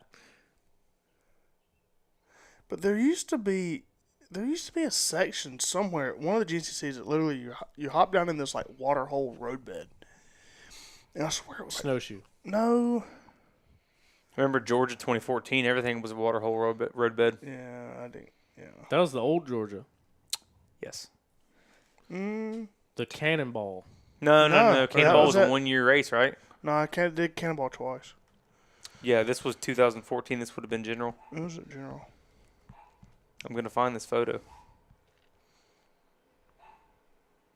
But, I mean, same thing. Unadilla is one of them places. Like, it was a sick track and a sick location, but way too small for how many people were there. So, They used to have the biggest turnouts there. Like the first, I was there in 2012, and there was like 950 riders in the morning. Uh-oh. What happened? Oh, we got some ship shots coming in or something. Uh-oh. He don't know where it is. What are you doing right now? I was looking. He was looking, if y'all didn't hear that. So, in my move, I threw away a lot of my plaques. But one of the plaques I kept was a 19th place plaque from Unadilla. And it was that year. It's I think it's in my garage. I thought it was in here for a second. But I've never seen a 19th place plaque. But at the time, what I is was so that? proud of that. That was the That's you? no shit. No, that's Oh. Cody Gregg. Oh, see? that's the one of Cody Gregg. Yeah. Here, show the camera. I thought that was so sick. Yeah. Oh yeah. I was so proud of this. I don't know if R.I.P. that's- Cody Gregg. I'd never seen anybody hit that jump. It says XC2 rider. I thought he was running 258 or Sportsman A, but I'd never seen anybody throw a whip in my life. That's crazy. I was like, holy shit, what's he doing? That year when the pros came around and they all hit it first lap, I think Caleb was first to it and then Thad, but like you saw how damn Dude, it looks way bigger turned up right there Thad got. than what it was in like later on. Like I feel like they Yeah. kind of toned it down because the face I remember was so big. Tristan Landrum was running 200B and hit it. And Tristan Landrum was maybe 106 pounds, yeah, and he was on a the fake 704. the fake 704, and he was on a KTM 150 or whatever he was on, and he just looked like a stick figure on this bike, and he's sitting there boner aired out, and I was like, holy shit, he can hit that thing too? I was like, there's Yeah. no way. He was hitting stuff like that on like a 85. He was nasty. I think I was racing Four Stroke Sea Lights that year. I'm pretty sure. I don't know. I don't remember the class, but I was racing the morning race. There were 76 people on my row, and I was bad at starts because I didn't know how to do starts back then. I still might have been on that 250F, but I get a good jump. I make it to the first corner, dude, probably third or fourth. 76 people on my row, third or fourth. Super pumped. Go into the first corner, lose the front end, completely wash out, go rolling. Next thing I know, I'm here, my bike's 10 feet away from me, and 76 people are in between me and my bike. And, like, I couldn't get back to it, so I just had to stand there and wait for all 76 people to go. Got back on, rode my way back up. I think I was in 11th, and then going into the last little chicanes right before the finish line, there was a couple of hay bales, and some old dude took my front wheel out. And I went in. I was falling into a hay bale. Went head first, like top of my head, like a Pez dispenser. Went into that hay bale, and then same thing. A whole train of riders between me and my bike, and so I finished 19th. But I got a plaque for 19th place, and that's one of the ones that I kept. Dude, my favorite videos of Unadilla used to be Zack Attack. I think we talked about him a couple weeks ago. Is that whose Videos he video did. this is? No. This is Ian Howes, actually. Oh, how's it going? And but Zack Attack, he would be like doing he would GoPro, and then after the race he would go home, whatever, and he would like That's commentate Ian it. used to do that. And he'd be like, I don't even know why this guy's passing me. I'm much faster than him, but but anyway, I got back up and you know I went chasing after him. He done left me. I wasn't gonna catch him. But anyway, here's another guy that I'm faster than that's gonna outrun me. He did have some sick ass videos. I remember he was trying to sell his van during COVID for like $90,000. Who? That Zack Attack fella. He did. still ride? There's like a whole thing of him building it. It was a green one, and like I remember I'd watched the videos because I wanted to build my van out like it, and then like a couple years later I saw it pop up on I think that Fans of Moto Vans. Dude, some people made so ridiculous much price. money during COVID off vehicles. I did. I did. Not off nice vehicles, but I sold all my junk ones. It was almost like, remember like in 2010 they had cash for clunkers? Yeah. Dude, I was buying and selling pickup trucks left and right. It was so cool. Dang. Like I just knew where they were sitting before COVID. And I was like, man, I can make $1,000 on this thing. My transit van, I bought that thing for 21. I drove it for 3 years, put 60,000 miles on it, and sold it for 29 to Russell at the Ford dealership. I know. I wanted that thing. I was bad. trying to like, You priced it to me 3 months before that for $19,000. yeah, I know. And Dumbass like, me I didn't was buy it. trying to beg Charles to buy it for like 22 to use it as a work vehicle. Yeah. And he's like, nah, we're going to pass. And then Russell messaged me. He's like, hey, man, we'll give you 29 for that thing. I'm on my way. Yeah. I think I went and picked you up. Yeah. I went and picked you up and took you home. I forgot about that, yeah. Because that was before I bought my Malibu from Buren. Dude, I forget how many good. Okay, this is what I was talking about, but And how then many good moto videos there were from like Madison Films was always good from So- like 2012 to 17, like just different people doing it. He raced at Old Gray, Who was that? Cameron Madison. Cameron Madison. He was supposed to be on Stu's team last year. He was one of the amateurs, and then he like broke his ankle or broke his leg or something, and it never really healed right. I think he raced one race last year. I think it was Tennessee, actually, and he didn't finish it. And then, yeah, I saw him. I think he raced 25 plus. Dude, there's some pretty fast guys in 25 plus now. Like the fun of going to 25 plus class is not actually that fun. What happened to Andrew Matusik? He was training at Shoals. He was like here and big and everywhere and working at the shoals and training people and doing all this stuff, winning races, winning 25 plus, and then just gone. Like I haven't seen him in several years. He cleaned Tyler out on a start one time. Dude, Sucked him up in the rear fucked tire. him up, dude. The video is pretty gnarly. Yeah. That was on Racer TV, wasn't it? Yeah, because it was a start. Dude, Tyler's had a rough go. No knee braces, no nothing. Just raw leg in the back of an RMZ 450. I thought it was his back, wasn't it? Or was it his leg? No, It was like his whole thigh so was in there. So his back was whenever he fell off the front of the boat and got ran over by his own boat and took the stinking Yeah. the propeller to the No, the back. it wasn't the propeller. That's scary. It was the ladder. We always thought it was the out. fucking No, propeller cracking him. No, it was the ladder. Ugh. That's The- moderately less scary than the propeller. Kayla was driving the boat. Tyler was sitting on the nose of the boat. Kayla turned left. Tyler fell off to the right. Kayla turned further to the left, and the ladder came out and caught him. It was nasty. Yeah, it was a bad day. That was Memorial Day 2020. That was a good day. I just remember him laying like on his stomach and everyone was like pouring beers. He was laying like on his side. Like, Yeah. If he would have had a mask on, probably would have been all right. That was a fun day. Other than that, I think I was announcing a full gas. I remember all day before that we were all, what's that bridge on Lake Norman? We'd jump out of the boat, we'd go up, we'd jump off the bridge. I was up by off of Perth Road. I was just showing Money. the video of me doing a backflip off that thing the other day. That's the railroad track bridge at Different bridge? by Slanton Bridge. Yeah, you're thinking out there by Brandon. Yeah. Yeah. Get close to the, I just know it's by Marshall. Don't jump off bridges, friends. Kids. Unless it's in water. Flip off of them. There's way too many people watching this. How many? 32. All right, guys, just You're not to bring, supposed to say the number. just to bring it back. But I am kind of surprised that there's that many. Craig did sell the Ford Ranger, so that's not on the market anymore. Fox Body's still available. Don't sell that Fox. Why just got a cam in? You can cam me, dude. You can cam a freaking Ford Focus. Runs on 93. Mustang's still available. What else did I say is for sale? I forget what I had. I'll sell the Toyota. It's got 80,000 miles on it.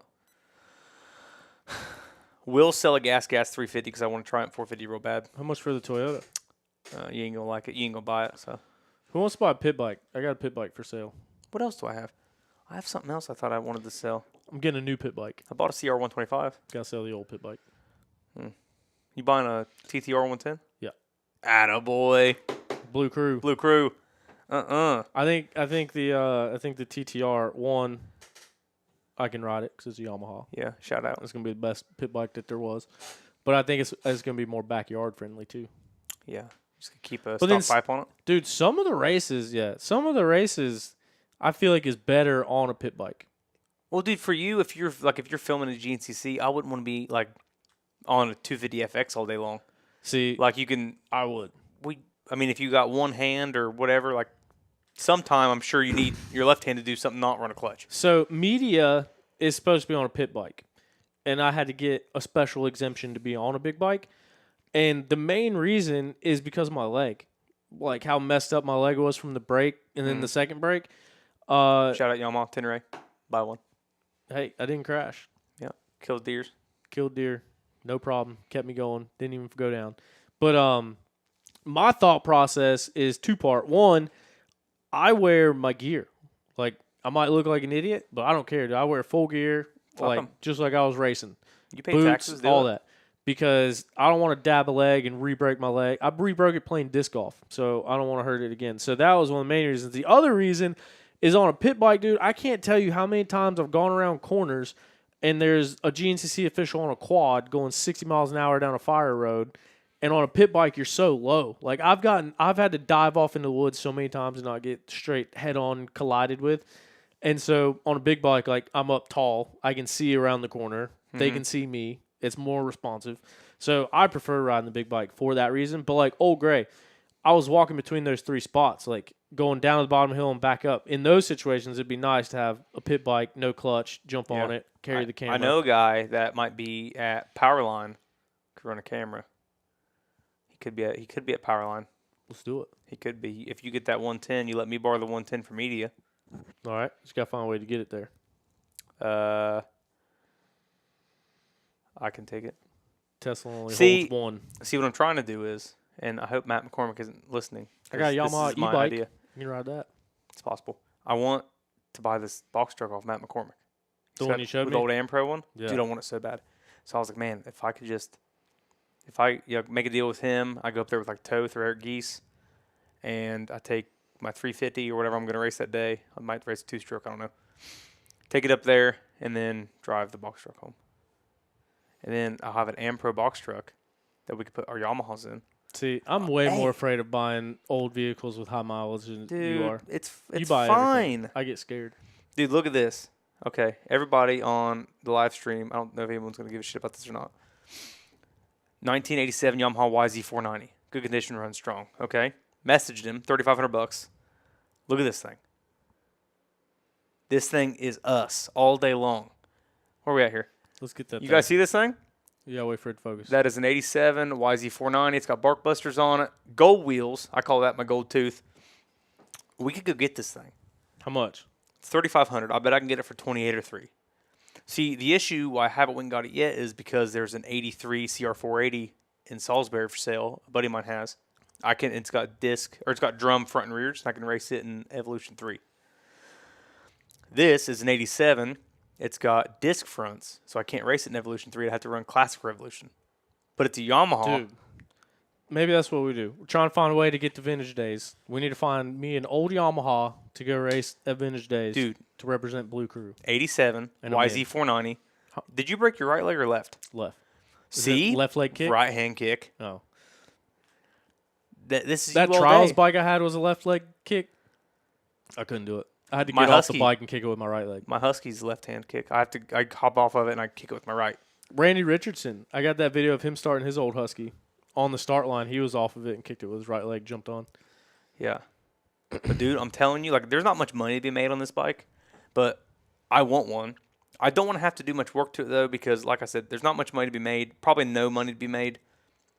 But by the time I, probably fix some spokes, do a piston, grease it up, throw bars, I don't know, probably have to do suspension or something like that. But we'd have a Dude. Yamaha YZ490 to race vintage on. Devin Byram It's not a vintage, but whatever. has a 92 WR 250, and I keep trying to buy it from him. He won't sell it to me. Is it mint? It's in a box. But it's all been powder coated and stuff. It can be mint, but I was born in 92. So I keep trying to get it from him. He won't. I need to text him tomorrow. Call him. So my buddy Trip Sherrill bought a 97 CR125, and it was running riding. Kind of looked like hammered dog shit. He tore it apart, had the frame done, bought a wrench rapid kit, bought all the spokes. I think he had like $2,800 in everything and parts, like the bike and parts. Sold it. Do you remember Justin Gibbs? Yeah. Justin ended up with it, and now I just bought it. Like, I actually have to go get it tomorrow. So now I got this 97 CR125 that's in pieces. You're that needs always to get put wheeling back and together. dealing. Brother, I'm telling you, just follow me with the camera. We'll have so much fun. You just need to get one good truck and one good bike. I Call got it a day. Toyota. What do I mean, this thing's mint. And I have 5 good bikes. I got Larry's Husky. I got the 250SX, the 350. I got a 500. That's 4. What else do I have? I just sold my XR100. I got an XL185. Does that thing got a title? That one doesn't. That XL, Yeah, it does. that Yeah, it does. XL It has 125 was sick. I Yeah, liked well, it looks the same. Except Yeah. this one has a super trap exhaust, and it has title. it. It does? Yeah. Let's talk about it. It's not for you. It's for Can't. me. It's fine. I got I'm a a Blue Crew guy. 75 RD 400 Yamaha at the house. I That'd be need to great for you. find a 74 XT 500. Is that I what they have were? it. No, they're not XT. 75. They're 74. They didn't make them 74. They're 75 and 76s, and I have 3. There's 74 or something. Maybe it's not an XT. DT. then. DT. Yeah, DT 400. The white and red one, not the blue and yellow one. So I have a white and red 75 XT 500. 2-stroke? No. See, there was like an old You're talking about 500 2-stroke. Your SC 500. I don't think it's SC. MX. I thought it was XT. No, XT's. Anyway, my 500 dad had four-stroke. one back in the day, so I've always tried to find one, fix it up, show up at his house one day. Larry was hyped with the Husky though, wasn't he? I just put it in its new home. I'm so excited. Inside? Well, it's in my garage now. SC 500. I'm back. Oh, what this else? What else we got this to talk here. about? right there. Josh, I think know. Mike Toth's got one. I'd have to double check. Let me Wasn't that XL 125 Mike Toth? He was. He sold it to Josh. Josh sold it to me. Shout out Mike Toast. Actually, I pretty much just sold it for Josh. He told me how much he wanted for it. I sold it to you, gave him the money. Worked out great. Here, pull up the top 25 GNCC. Tyler Brown just commented T's and P's to Jerry Robin. I was going to say that at the beginning of the show, but I didn't know enough of this situation. Very unfortunate situation. Jerry Robin going down in practice, breaking. They've got T2 through T9 fused and announced that he's paralyzed from the waist down. That is awful. I hate hearing stuff like that. Gives me the heebie-jeebies. So, yeah, definite share or T's and P's out to Jerry Robin. Yeah, it's no good. Let's preview some of the point stuff heading into next week's show. Next week we'll do a big preview for, what is it, the buckwheat? Powerline is May 3rd and Powerline. 4th. Yeah. So 2 weekends. Yeah. Something I just noticed kind of funny. Caleb's actual number is 378. They couldn't give him 5.57. Who's riding around in a B class out there with 5.57 on their bike? No, we gotta figure it out. Taking it from the goat. Can't you search? I wonder what we need to look at a picture to see what is if he's really got that 378 number on his helmet. But we briefly talked about it and then we got sidetracked. But Ben Kelly, 2 race wins in a row. Really, it's his third XC1 win of the year because at Big Buck he finished 4th overall, but he won XC1. So his third XC1 win, his second overall win, does it consecutively. Grant Davis, coming off the track, was immediately like, that was my race. I should have won that race. And then he goes up on the podium and says, I got to quit letting Ben beat me. So Grant Davis, not short on the confidence, and rightfully so. I mean, look at his overall finishes there. Second place right now in overall points. Just 11 points off from Ben Kelly in the overall. Gus Reardon, number 3 in overall points. Caleb Russell coming off of a second place, finished 3rd place overall. Cody Barnes in the number 5 spot. That's your top 5 riders overall. Liam Draper, who we saw have an incredible start to his XC1 career last year, searching for it this year, having some good rides, looking solid. He looks solid out at the last race, but ends up finishing 7th overall. Stu, 63 points to Ben Kelly's 113 points. Got to take out the shovel, do some digging to get back in that championship hunt. Got to click off a few wins in a row to have a chance. Or not have a chance, but to get back up in the fight and be close. Wachowski, he's had some really solid rides. Had a really good ride going at Old Gray until he ended up getting out of it. Craig, podium on the year. Nick DeFeo started out turning heads and now has had a lot of issues that I think really play the role in what Nick DeFeo has done this year. I think 3 races in a row having bike issues after coming off that big history-making win out at Big Buck. Caleb Russell has 5.57 on the helmet.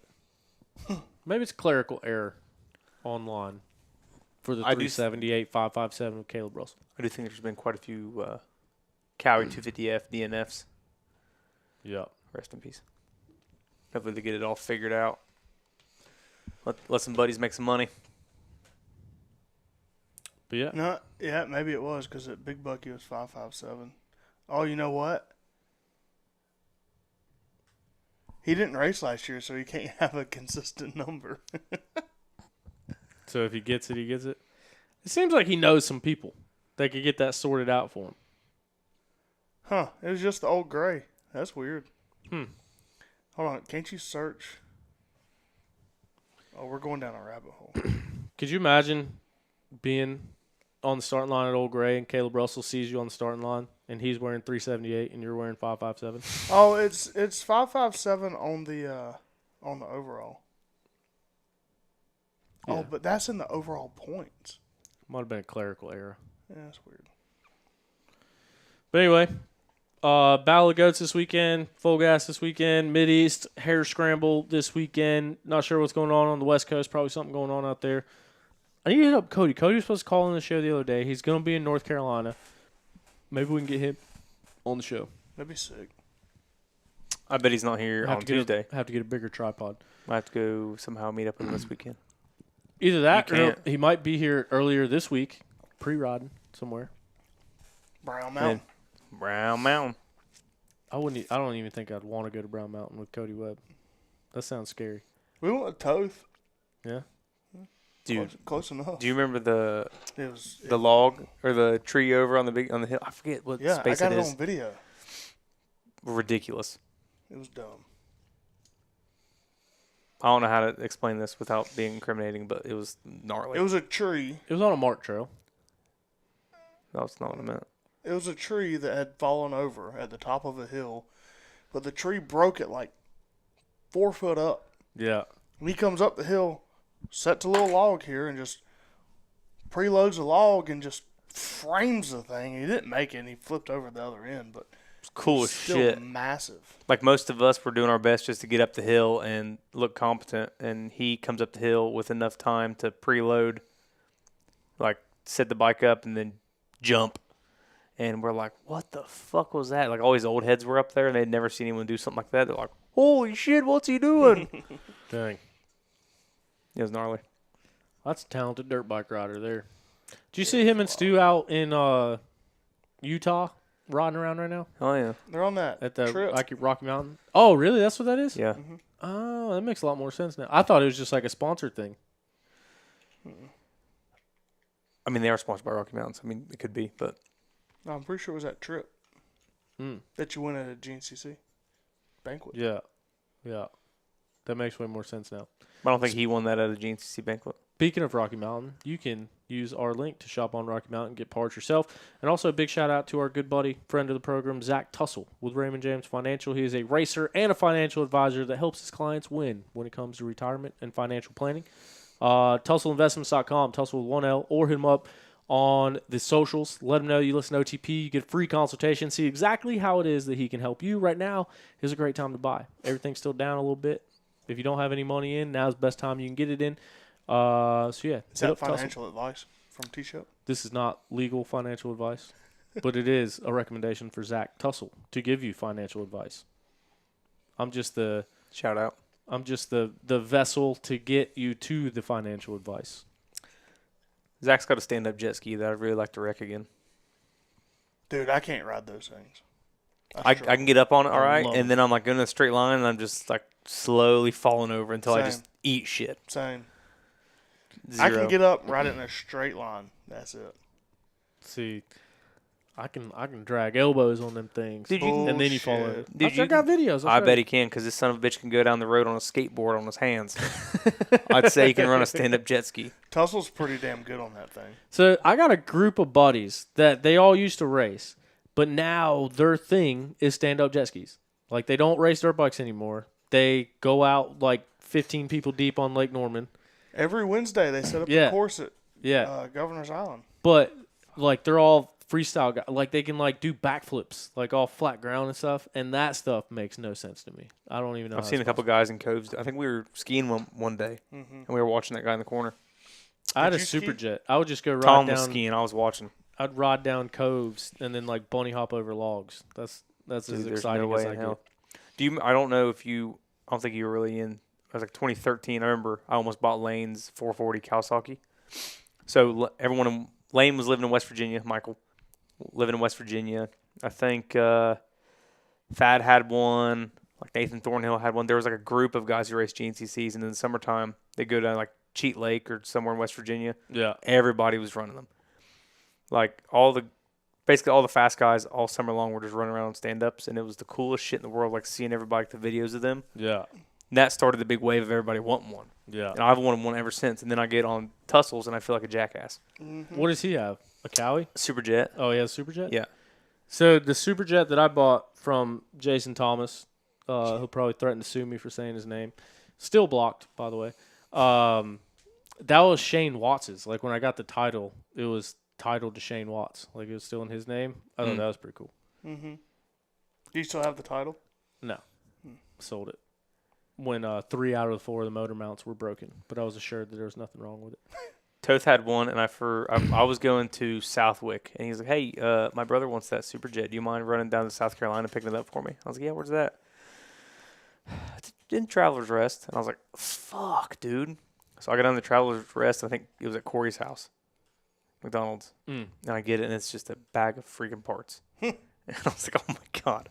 I take it up there, and I think Zach ended up with it and messing around with it for a while. But I was like, I could steal this thing, put it They're together, fun. and I want one so bad. I want to ride one of the new 4-stroke ones. Dude, I heard, like, that's the thing, like, right now, like, Tom and them will go out in the lake, and, like, I'm on my own time frame. Everyone knows that. I show up and leave when I want. I would have been there earlier if I wanted to be, okay? Like, Lug Nut. Lug Nut will go out on the lake 9 a.m., come back at 9 p.m. That's Yeah. nuts. I want, like, a jet ski just to get out there, cruise around, but every single jet ski I've been around is a piece of shit. Like, We'll 03 have that. 2-stroke piece of shit. A 2016 piece of shit. Like, Get you a Yamaha. They're good. They'll run Yamaha's Hey, brand's man. great, but I Hey. bet the Yamaha jet skis I find on Marketplace are shit, too. No, but If for real, you the got Yamaha one- jet skis really are like don't get it a Sea-Doo. Like Yeah. them things I just break want when something you look that's at 'em. like Just think, if you got Yamaha, you and me would be hauling ass. what are you trying to say? I'm just saying. I don't get it. Me and you would be hauling ass? Are you getting on them? Yeah. You ain't getting on. You and me are hauling ass. Oh, Yamaha. Okay. Anyway, I want one because, dude, you can get on an 03 CR250 or YZ250. They're pretty reliable, you know. Why can't a 03 Sea-Doo 2-stroke be reliable? I don't understand. Because people leave them sitting on their dock all year long and never use them. So then they get hot, they get cold, they get hot, they get cold. No. I think they're You're- just polished shit. You're taking a 2-cylinder, 2-stroke motor that is water-cooled and still has to breathe air, right, obviously to run, and you go submerge them in the water. What do you mean you don't know why they don't run? I mean, dude, they're in a hull. I'm not going to flip it. I've never even flipped one. I'm And not have a submerging whole shit. electrical fuse box that also gets filled with water. Yeah. It's literally a motor in a box, and you put it in the water. Okay, I've seen people put motors in coolers and drink beer out of the cooler still, and they run fine. So why the fuck can't you get a jet ski to run fine? You can for a little I don't while. feel that can't. dumb for asking this. You can till they suck water, and it's a matter of time till they suck water. If anybody listening has a jet ski that's not a pile of shit and not more than $1,800, give me a call. I need. I mean, something. how do you keep seriously? How do you keep them from sucking water? Because if you ride them long enough, they're gonna go under the water. They're gonna flip over, All the and then ones- and then the hole fills up, and you got to run a bilge pump the water out. If you're just cruising around, you can keep it out.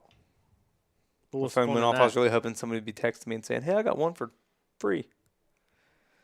I've never understood it. I don't know how they. The stand ups. This is. I don't know how they. I just want a normal one. I'll Oh, take I a. thought we were talking stand ups. Oh, I just want something to get in. Like, I want something to just meet my buddies out and then go home when I want to. I'm not putting in at freaking Webb's and cruising 2 miles, standing up, jumping through Lake Norman water Why not? That'd be sick. because I'm a fat fuck. That's why. See, I got the boat, but I can only have 3 people in it. So that's a problem, too. But do you got? Speaking of, you need to come clean your tarp off, homie. I keep meaning to do that. What do you have a boat? Yeah. It's at my house. I have a boat. Bass actually. boat. I have a boat. Guess what motor's on it? Yamaha. Yamaha. Whose boat were you on this week? Yesterday? Mindy's family? My dad's boat Saturday, and then Aw, snap. Mindy's family's jet ski Sunday. Tell her $1,800 for the jet ski. We're trying to buy it. Son of a bitch. Tussle's got one he probably sell you. He would. I think he wanted like 25 or something like that for it. You can find them. That might be way wrong, though. I forget what it was. I remember he said, come ride it. Someone needs to ride it. And then he said, it could be for sale. And then I was like, fuck. Well, it's like Patrick Tobin has a bunch of stand-ups that I wanted to buy from him, but I think he wanted too much money. I went and rode them, and then that's when I snapped my 360 camera off. It's at the bottom of Lake Wiley now. Do you remember whenever somebody gave Trevor Barrett or Tyler Bruton Yeah. those, and they were at the, Scotty gave them to him. were they Scotties? I thought someone else gave them to him. So for like one whole weekend, there was so many beers consumed because everyone was down in the garage trying to get these jet skis Yeah. to run. And they'd take them over to the tiny little pond. They would sit there and idle perfect, sitting in the garage, hook the water up, rev it a couple times, make sure it sounded like it was going to run, take it over to the pond, it would not start. And they're like, what the fuck is going on? And I was just sitting there smiling 'cause I thought it was the funniest shit ever. Right up my alley. Anyway, coming up on 2 hours, whole lot of good racing discussion on this week's A episode. whole lot of nothing. Appreciate you guys if you made it this far in the episode. I wish I had things to give away because if you made it this far in today's episode, you are a real one, and I do appreciate it. Also appreciate that guy, Gin462, and Stephen Krug. You guys are the guys. No Appreciate underfoot you. this week. No No underfoot. underfoot. Underfoot's been MIA, dude. No, he was here last week. He popped in. Briefly. Yeah, but that's long Did enough. he say something? We The week appreciate before it. that, he was MIA. Yeah, he's Hopefully, we can get the show started at 7. I actually got like 3 different messages while we were doing this asking about a specific start time because sometimes we start at like 8, sometimes we start at like 9, sometimes we It's start at supposed to be 7:30. 7. Supposed to be 7, but give the people time to tune in. We're gonna shoot for 7, hopefully. But thank you, Craig, for coming. Thank you, Tom, for coming. Welcome back. Couple weeks off. Yeah. It's been a long couple weeks. Now we're back in the mix. Yeah, we're back. Next week might be some stuff to talk about. A little bit of racing going on. After that is the GNCC. We'll have another GNCC recap after that one. But yeah. If anybody's got any cool marketplace deals that I need to have in your garage that you think I need, like maybe like a 95 CR250 or America. something I want, I don't know. Yeah. I'm looking for some Project 2 strokes. Let the Same. guy know. But Yamahas. Shout out Dimmer's Precision Grading. Shout out Tussle. Zach Tussle with Raymond James Financial. Shout out Rocky Mountain ATV MC. Shout out Yamaha, the best bikes on the market. Shout out you guys for listening to the show and being here for OTP Tuesday. We appreciate it, and we will see you next week. See you.